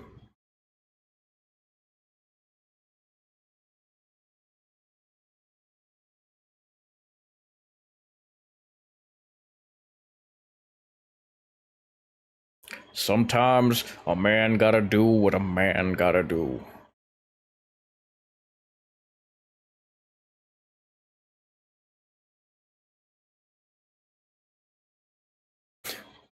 He's got like an Indiana Jones cockpit kind of jacket.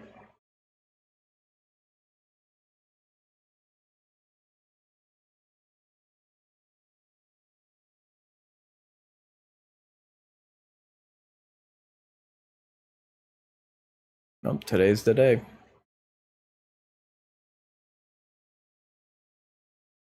Interestingly, Steven Spielberg himself is a fan of the original film and heavily praised this movie and saw it 3 times in theater. Director Takashi compared this to being praised by God.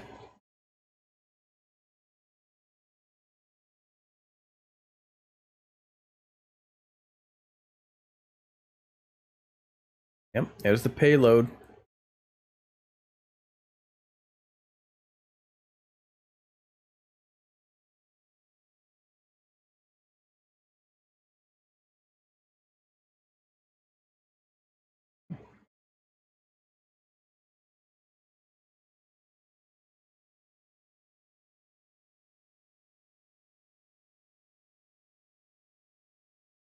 Mm, good callback.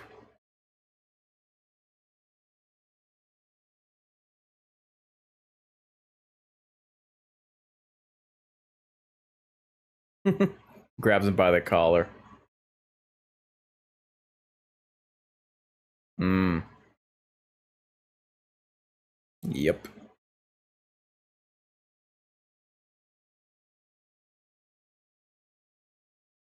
And you let that happen.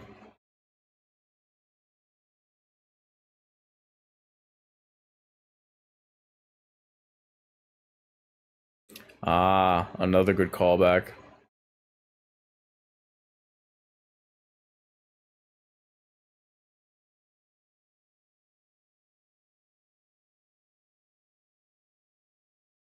Hmm.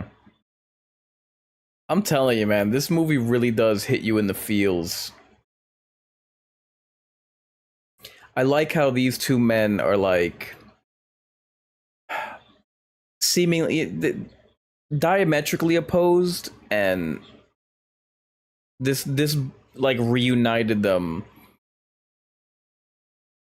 not necessarily as friends, but like two men on a path that need to do the right thing.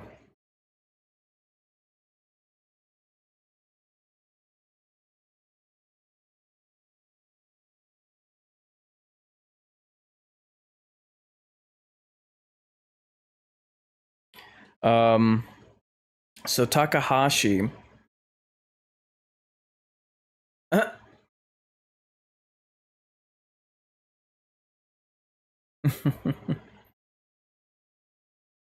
oh,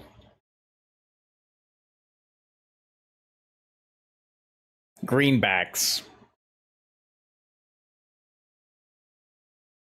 Damn, couldn't afford shoes for her. Anyway, looked after Akiko, used the money for her.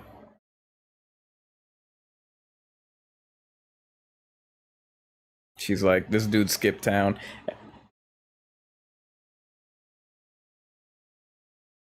Um, so Takahashi Yamazaki is the second person to win the Academy Award for Best Visual Effects for a film they also directed, after Stanley Kubrick for 2001 Space Odyssey of 1968. However, Kubrick was not credited among the film's visual effects artists, and his award was controversial.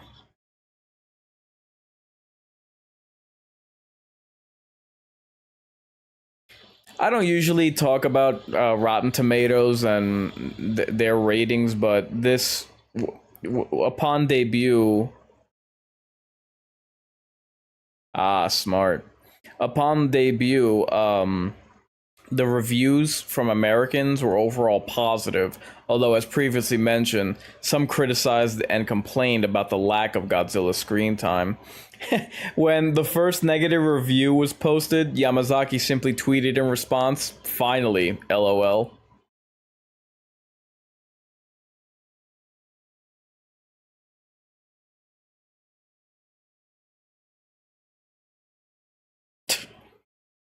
Like, fly in the opposite direction and get the hell out of Dodge. Uh oh. Well, he's here.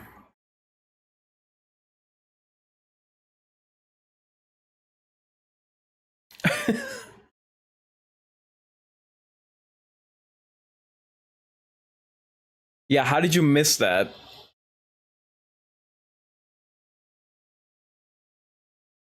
So this is the third highest grossing non-English language film at the domestic box office, after Crouching Tiger, Hidden Dragon from 2001 and Life is Beautiful from 97.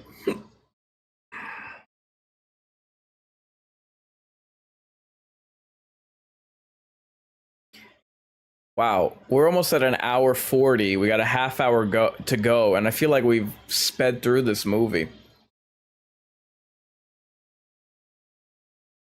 I mean, that's not a complaint at all. It's this movie, it's not a slog, and like I said, the pacing is really well done.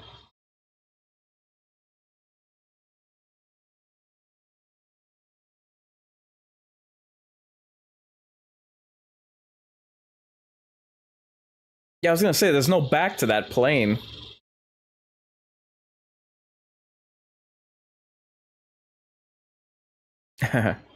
He's like, this feels right.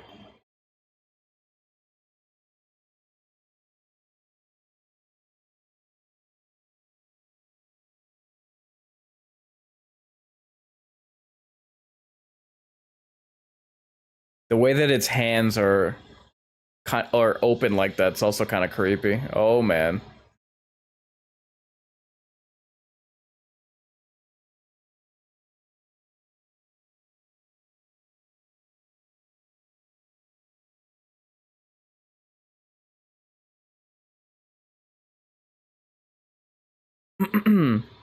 What do we got?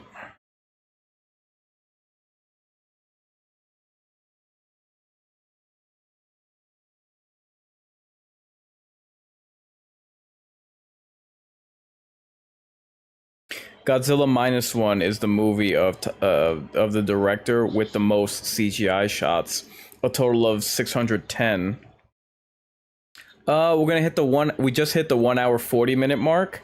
So, guys, once again, no matter what platform you're watching this on, YouTube, Rumble, Twitch, Kick, Facebook, please be sure to hit the like button.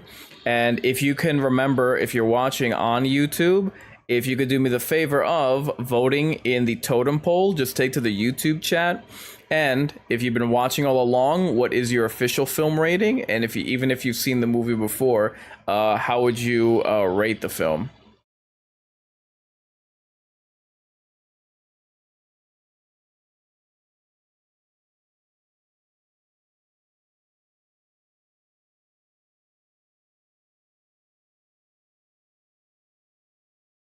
So the movie that I've been mentioning throughout the watch party, Godzilla, Mothra, and King Ghidorah, Giant Monsters All Out Attack, from 2001, was directed by Shusuke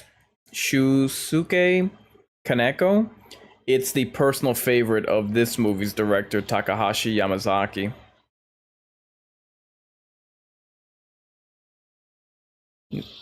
Oh, I forgot about this part. Yeah, him in the villages.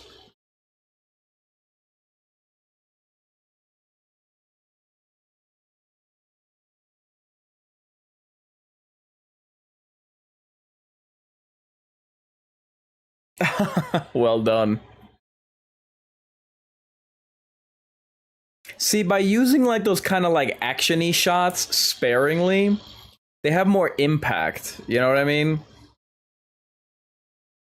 Modern modern Hollywood blockbusters have become far too saturated with those. Oh, nice.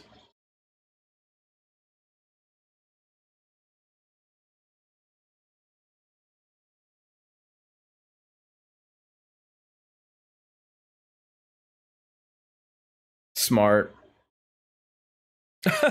And his feet do look huge compared to his head.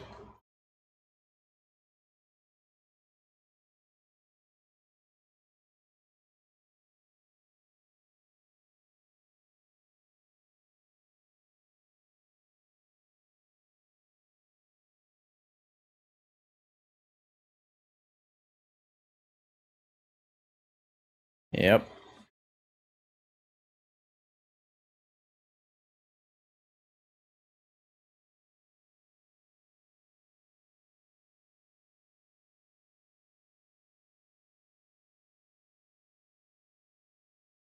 Um in addition to the film already mentioned, the other Godzilla films that this movie either takes inspiration from or homages include uh one second.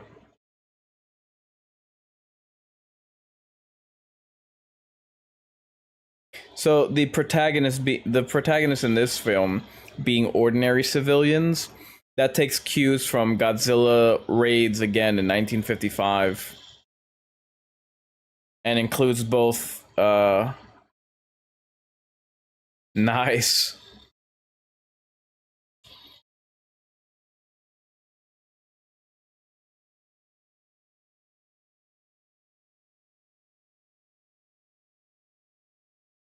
Yeah, you sure that this is all according to plan?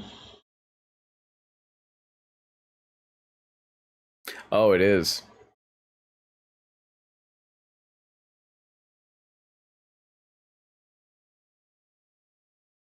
Jesus Christ. Um,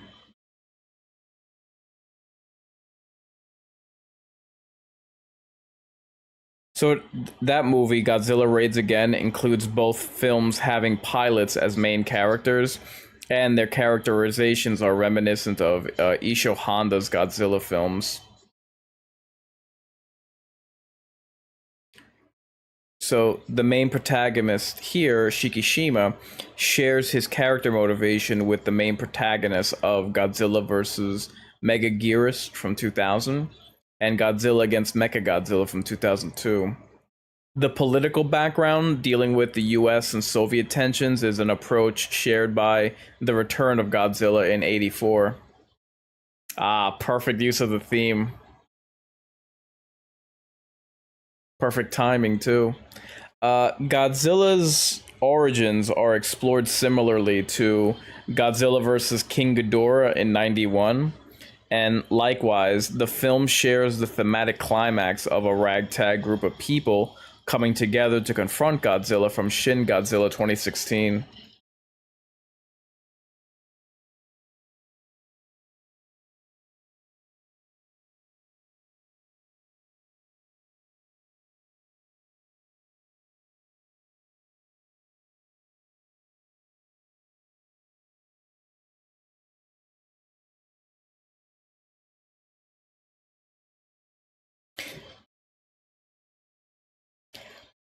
Watching this again, I'm just impressed how all of these elements really do come together. The science project that they're attempting right now, the last shot of redemption by the hero, the family arc in the background, the unintended family arc. This guy's hair is so funny. I guess I'm not used to seeing long hair on Japanese men.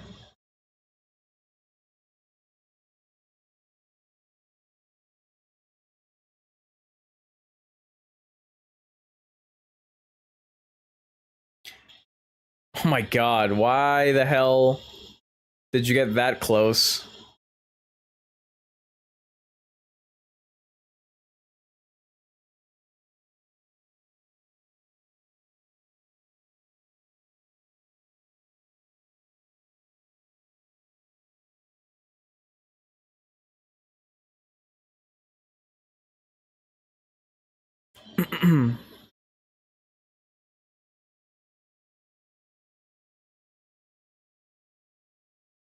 Oopsie.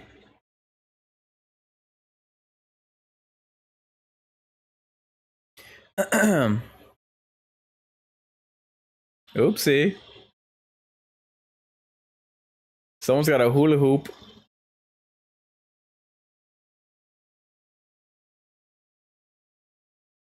Yeah, they're eager to get far the hell as far away from him as possible.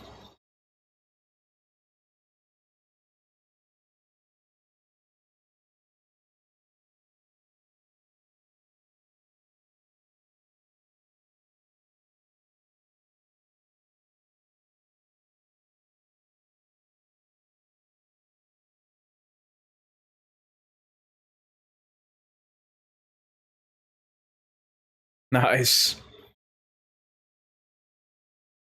I rarely have. I can imagine as many people. I rarely have much reason to go to the movie theaters nowadays, but this was definitely a flick I was happy to have caught um, at the movies.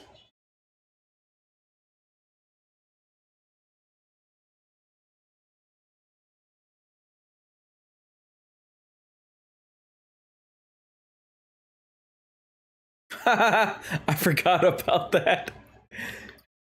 It's really great revisiting this movie, like, and as is the case when you that's the whole reason for, or one of the main reasons for the watch party, like for me to get reacquainted with this. And mind you, this came out just in December of last year when I saw it. you forget all the like the little scenes, you know, and all the little elements that come together.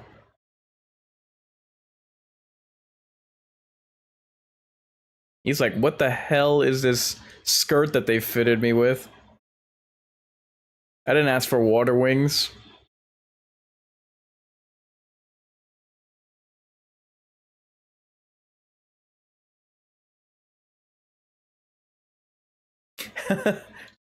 Somebody looks pissed.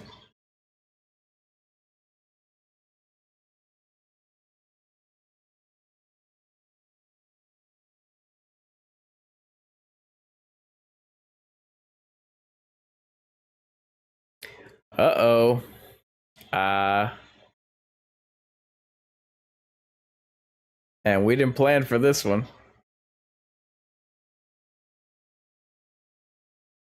Give it all you got, fellers.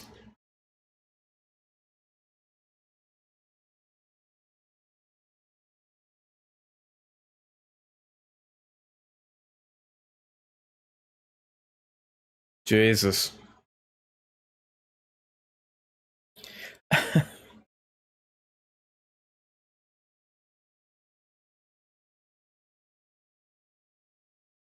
Yeah, attempting something like that even on a battleship.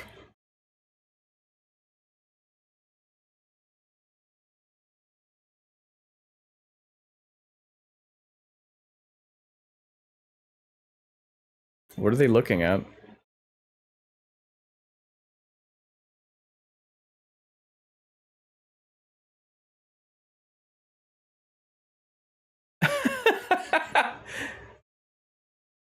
I forgot about this kid. I was wondering, like, is that the last scene when we saw him asking to help out before?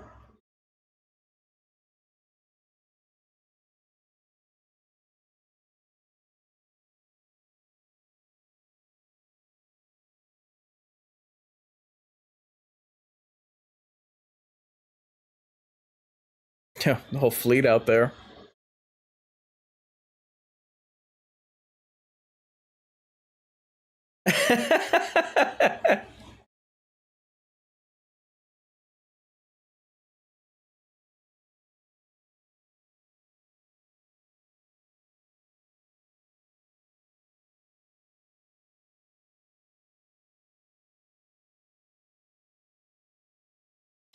Wow.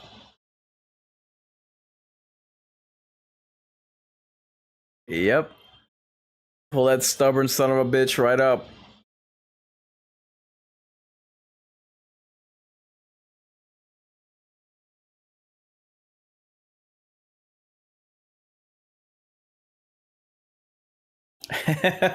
You're not gonna like him when you pull him out of the water, though. I'm sure he's pulled a cramp.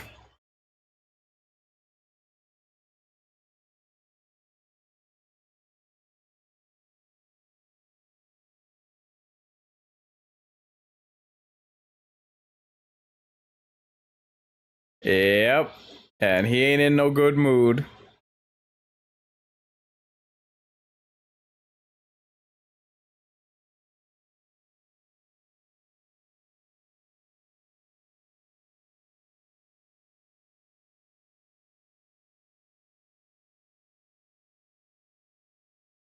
Oh, this was good. This was, yeah, I forgot about this part too, where he's like, he's basically icing over.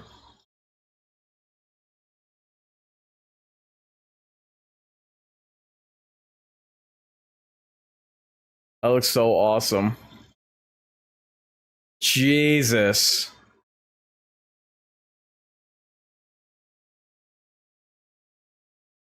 They're like, oh, this was all for naught. This was a bad idea.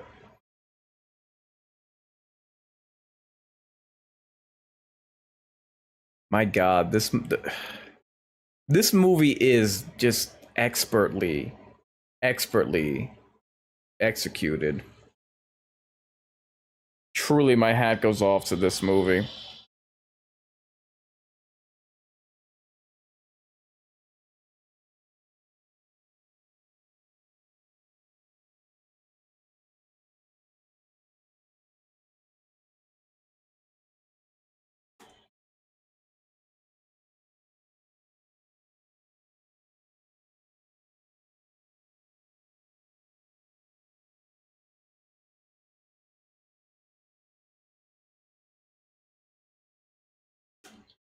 Last stand.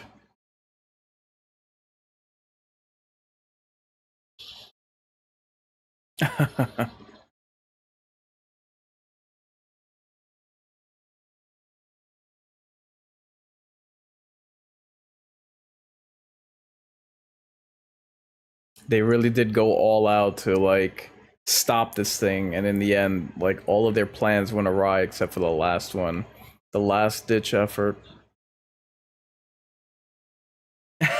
Everybody, if I remember correctly, in the theater, everyone was clapping when they saw this, when they saw that he had survived.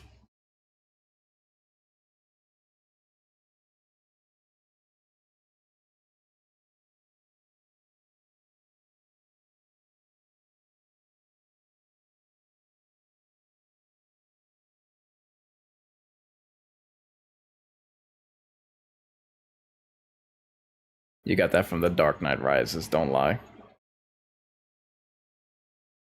That was a really good. That was a really touching moment.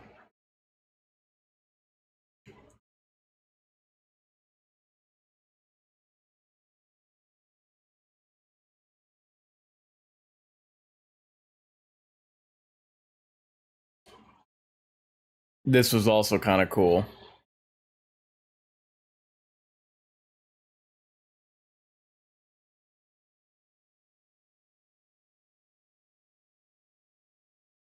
Incredible.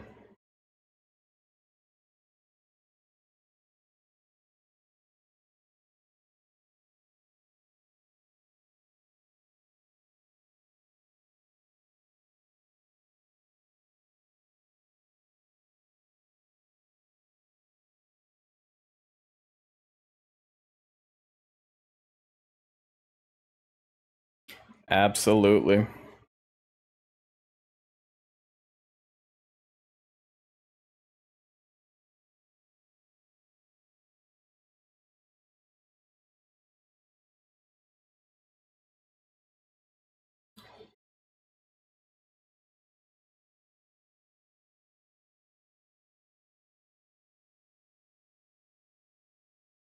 What they were able to pull off is nothing short of movie magic. I mean, truly. And I think that we can get lost at times thinking that that's pure spectacle, because that's the problem where modern Hollywood finds itself. But I mean, you take a look at a movie like this and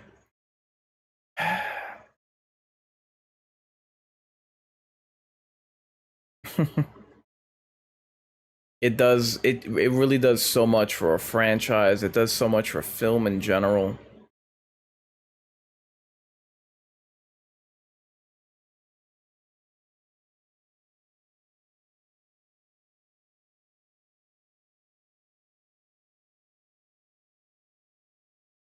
This was, I mean, it emotionally speaking, this really was a 1-2 combination. He survived, and then who do we have here?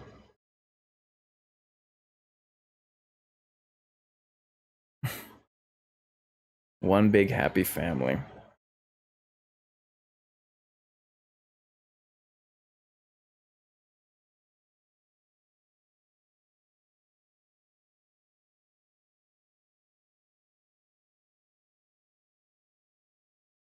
Yes.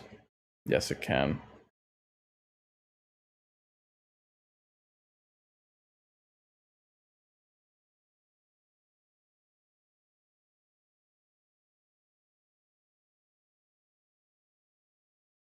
Well, even someone whose cold, dead heart like mine can still acknowledge this is a well deserved happy ending.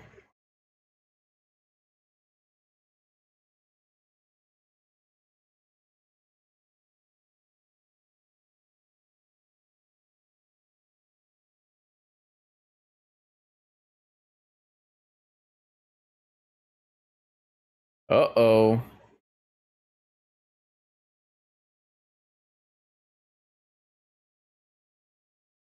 Yep. And he will not be denied.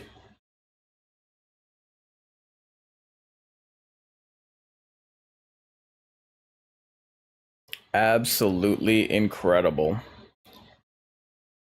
I hope you guys have enjoyed this. It's been a blast rewatching this movie, reliving all the great moments of it. Um and mind you, I just saw this movie. It feels like just yesterday, and this came out like what, six? Yeah, 7 months ago.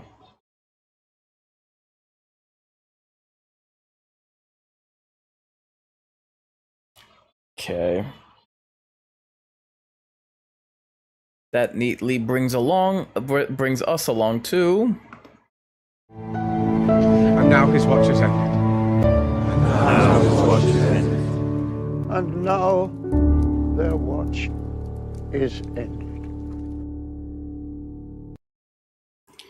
So, a couple of items before we close out. I always like to give as much trivia, the behind the scenes and the making of whichever movie that we have on the watch party.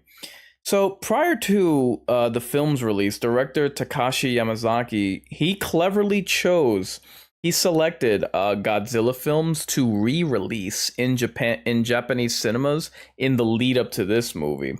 So these were the original Godzilla, of course, Ghidorah, the three-headed monster from 1964, uh, the one that we've been mentioning all along, Godzilla, Mothra, and King Ghidorah, Giant Monsters All Out Attack of 2001, and naturally Shin Godzilla 2016.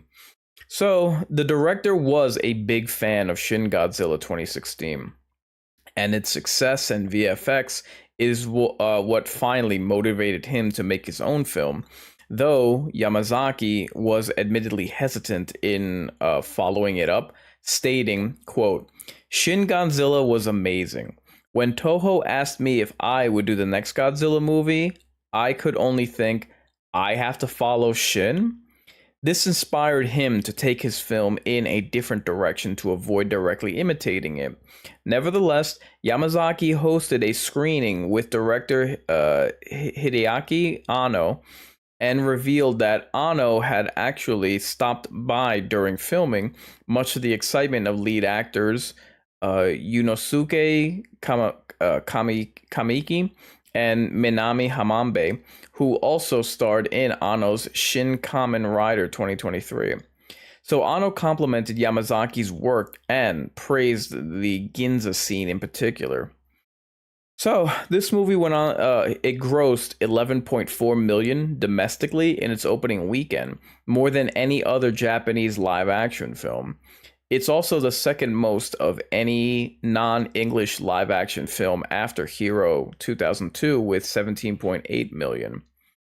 So in an article on Variety's website dated December 10th, 2023, Godzilla Minus One had a box office total of 25.3 million, making it the highest grossing Japanese live-action movie in North American history. It's also believed, though not cited in the article, that having both Godzilla Minus One and The Boy and the Heron of 2023 as the third and first highest grossing films on the weekend of December 9th is the first time that two Japanese movies reached the top 5 during the same weekend in North American box office history.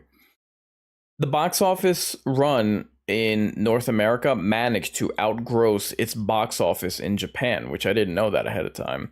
This is the distinction shared with Godzilla vs. Megalon of 1973, which only had a limited run in Japan, but was highly successful in the US after an aggressive marketing campaign from its American distributors. So, the film is not only the first Godzilla film to be nominated for an Academy Award, but also the first Godzilla film to win one. It is also the first Japanese film and the first Asian film to be nominated and to win in Best Visual Effects category.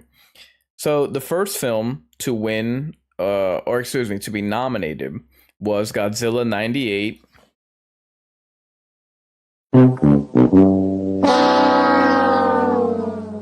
Then then Godzilla 2014 and Godzilla vs. Kong 2021 were all on the short list for the same award, but did not make the cut.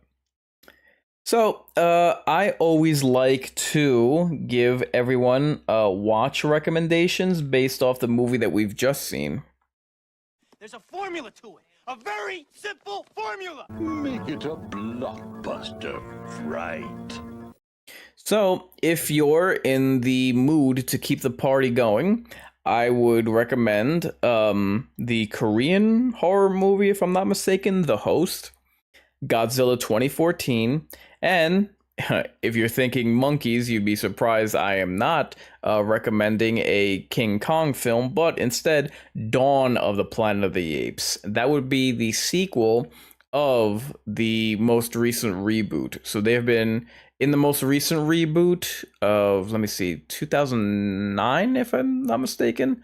I'm sorry, 2011. This would be that would have been Rise of the Planet of the Apes. Its sequel was Dawn of the Planet of the Apes. So I would recommend that just because of its serious tone. So here is the part of the watch party where I give my closing thoughts on Godzilla -1. So Gareth Edwards, the director of Godzilla 2014, he attended a screening of this film and described a feeling of jealousy while watching it, stating, quote, "This is what a Godzilla movie should be like," end quote. I found that quote interesting because in watching this movie, -1, to me, it felt like this movie got right what the Godzilla movie from 2014 stumbled with. And that is, of course, characters. To provide people, your going audience, characters to relate to, characters that you care about, that you want to follow and be with on their journey. And the 2014, I mean, it had Bryan Cranston, but the other two or three characters, they didn't do much with.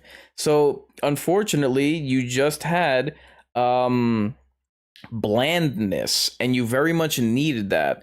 So it's very unfortunate that it didn't.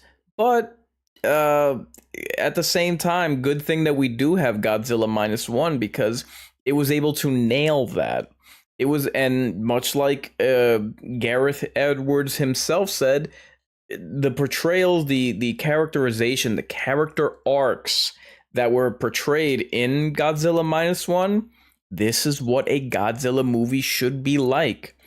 When asked about the differences between the American adaptations and the Japanese originals, writer/director/visual artist Yamazaki stated that while the American Godzilla is only focused on being monstrous, the Japanese interpretation is both as a monster and as a god.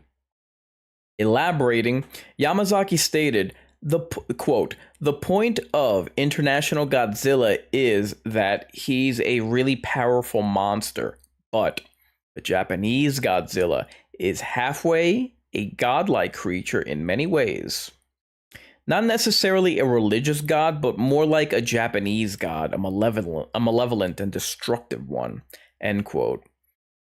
According to the director, his Godzilla includes uniquely Japanese aspects, mentioning, quote, "There is a concept in Japan called tatarigami, spirits that bring calamity. There are good gods and there are bad gods. Godzilla is half monster, but it's also half god," end quote. So, here's an interesting bit of trivia. All in all, the modest team of 35 artists completed the film with only 610 visual effects shots. For comparison, Avengers Endgame used 2,500 VFX shots and had a bigger budget of $365 million. There was also a practical model used for reference in creating the digital version of Godzilla, as shown in the featurette from Toho.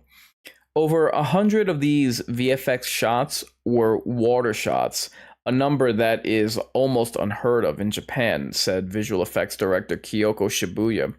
Quote, people were saying, we don't know what you guys are thinking or doing. You must be out of your mind to make that many, Shibuya joked. The scene when Godzilla sinks into the ocean was one of the most difficult to create, and in a nice moment of synchronicity, harkens back to the oxygen destroyer weapon from the original 1954 film.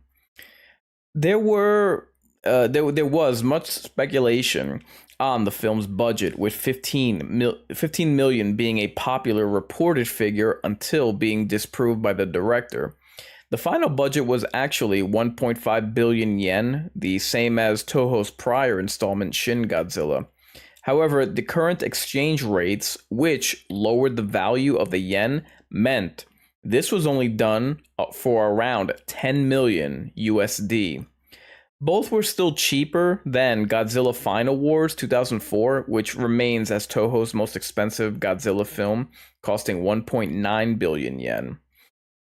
This was the first Godzilla film produced by Toho to get an extended release in US theaters since Godzilla 2000, which released in 1999.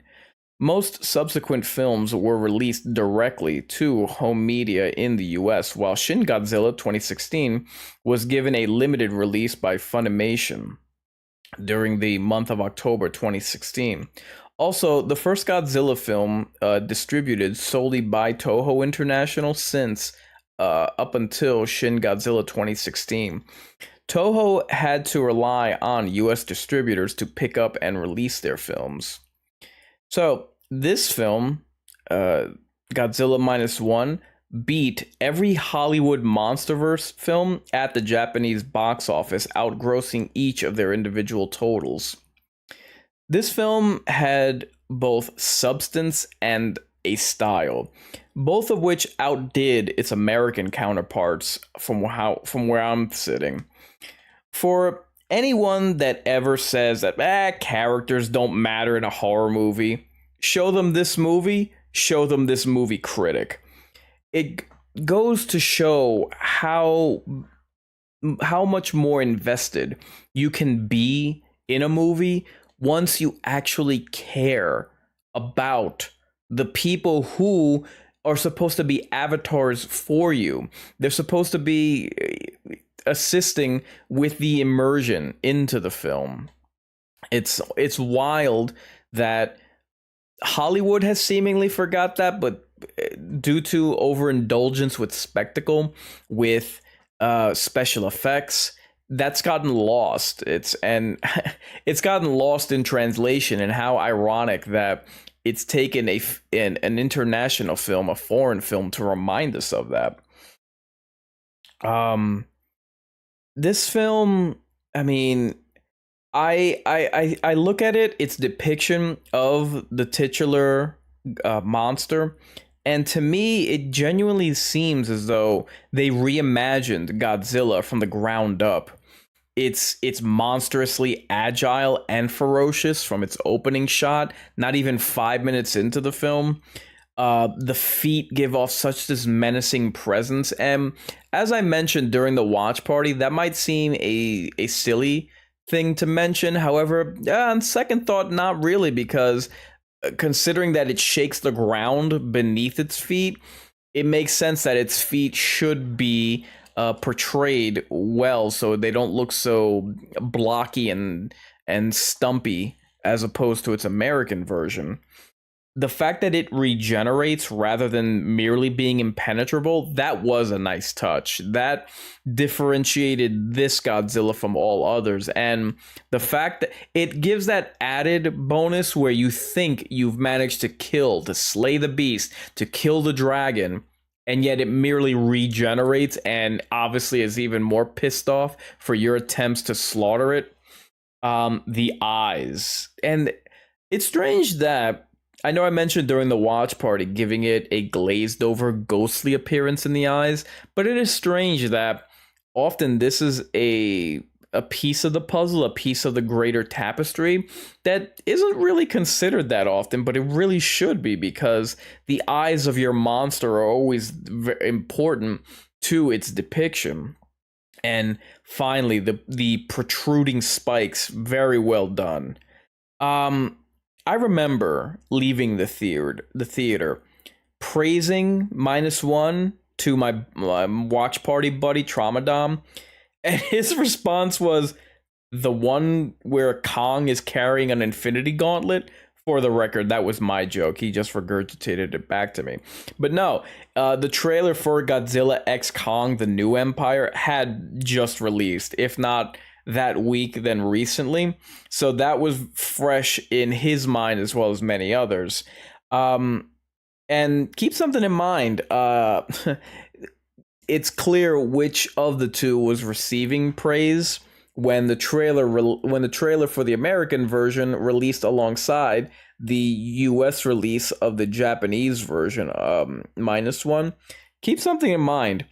In addition to that, this was not the last time that a single month would coincide with announcements for East and West adaptations. In March of this year, Godzilla X Kong would release in theaters the same month that Godzilla -1 would win the Academy Award for Best Visual Effects. So, for a movie like this to come out in 2024, let alone just in time for the 70th anniversary of a movie monster and a horror icon, I'd be remiss if I didn't mention that a film like this has gone a long way towards restoring my faith in movies. At a time where Hollywood is seemingly in something of a no man's land, where nothing new is coming out, we are neck deep in remakes and remasters and reboots. It's lost so much ground to streaming, and even streaming itself has yet to penetrate and genuinely become the alternative, the replacement that we thought it would be. I can't fully articulate how important a movie like this is. It reminds us why it is that we even like movies to begin with. And it really does need to be emphasized that this movie was able to reach the level of a sensation on a budget of $12 million. I mean, think about how bloated your Jurassic Worlds, your Pirates of the Caribbeans, your Avenger movies. Think about how just Hollywood's worship and indulgence in the summer blockbuster has doomed Tinseltown. And because of its investment in that, and it hasn't built up, it's seemingly lost the ability to create interesting characters or ensemble casts in its films. It is because it has dedicated so much time and effort and energy and investment into its effects budget. They have lost the ability to create an Indiana Jones, a Luke Skywalker, a T-1000, anybody, and any new icon, any new action star. So it's remarkable that even at 70 years old, Godzilla can still pull out a miracle and still remind us why it is that we go to movies, why it is that we love movies. And it reintroduces a terrible lizard who is brought forth by the splitting of the atoms, shows us what the building blocks of cinema should be. And my hat absolutely goes off to this film. So those are my thoughts, and I genuinely hope that you agree. I invite you to the comments section, because I genuinely feel that a movie like this is worth discussing, worth going into detail over what you may have liked, what you would have thought was missing, what you would have liked to have seen. What elements reminded you of why you like film?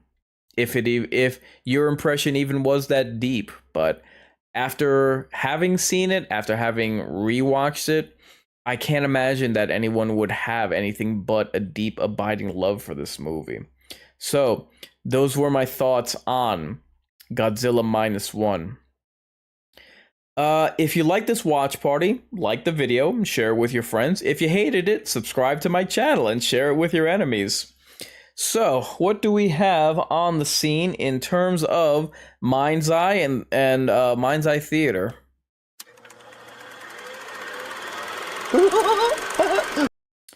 So, this has been another busy week for me. I actually opened the week doing my own watch party, my own simulcast, so to speak, of the Silent Hill Transmission 2.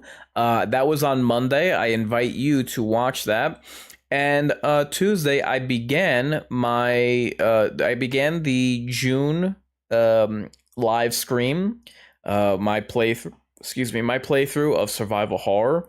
So it is not only the commencement of a new month. I played System Shock, but it is month number 2 that we are kicking off of the Midsummer Night Scream, which is my playthrough, my summer event for survival horror. And the theme for this particular year, for the second annual Midsummer Night Scream, just so happens to be space horror. So that's why we have System Shock on tap. And obviously tonight was the watch party for Godzilla -1. In terms of what we have as coming attractions,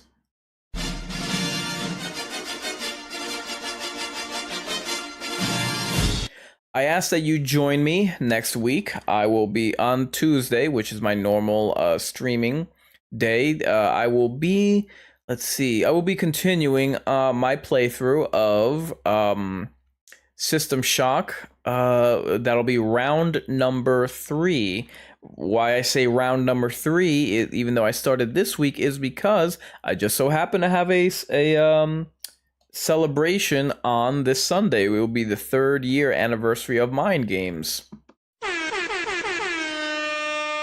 How time flies. So, in addition to me doing these watch parties, in addition to me doing movie reviews and teaser gut reactions, I like to do playthroughs on a weekly basis of horror games, which is what the live stream is, which is what Mind Games is.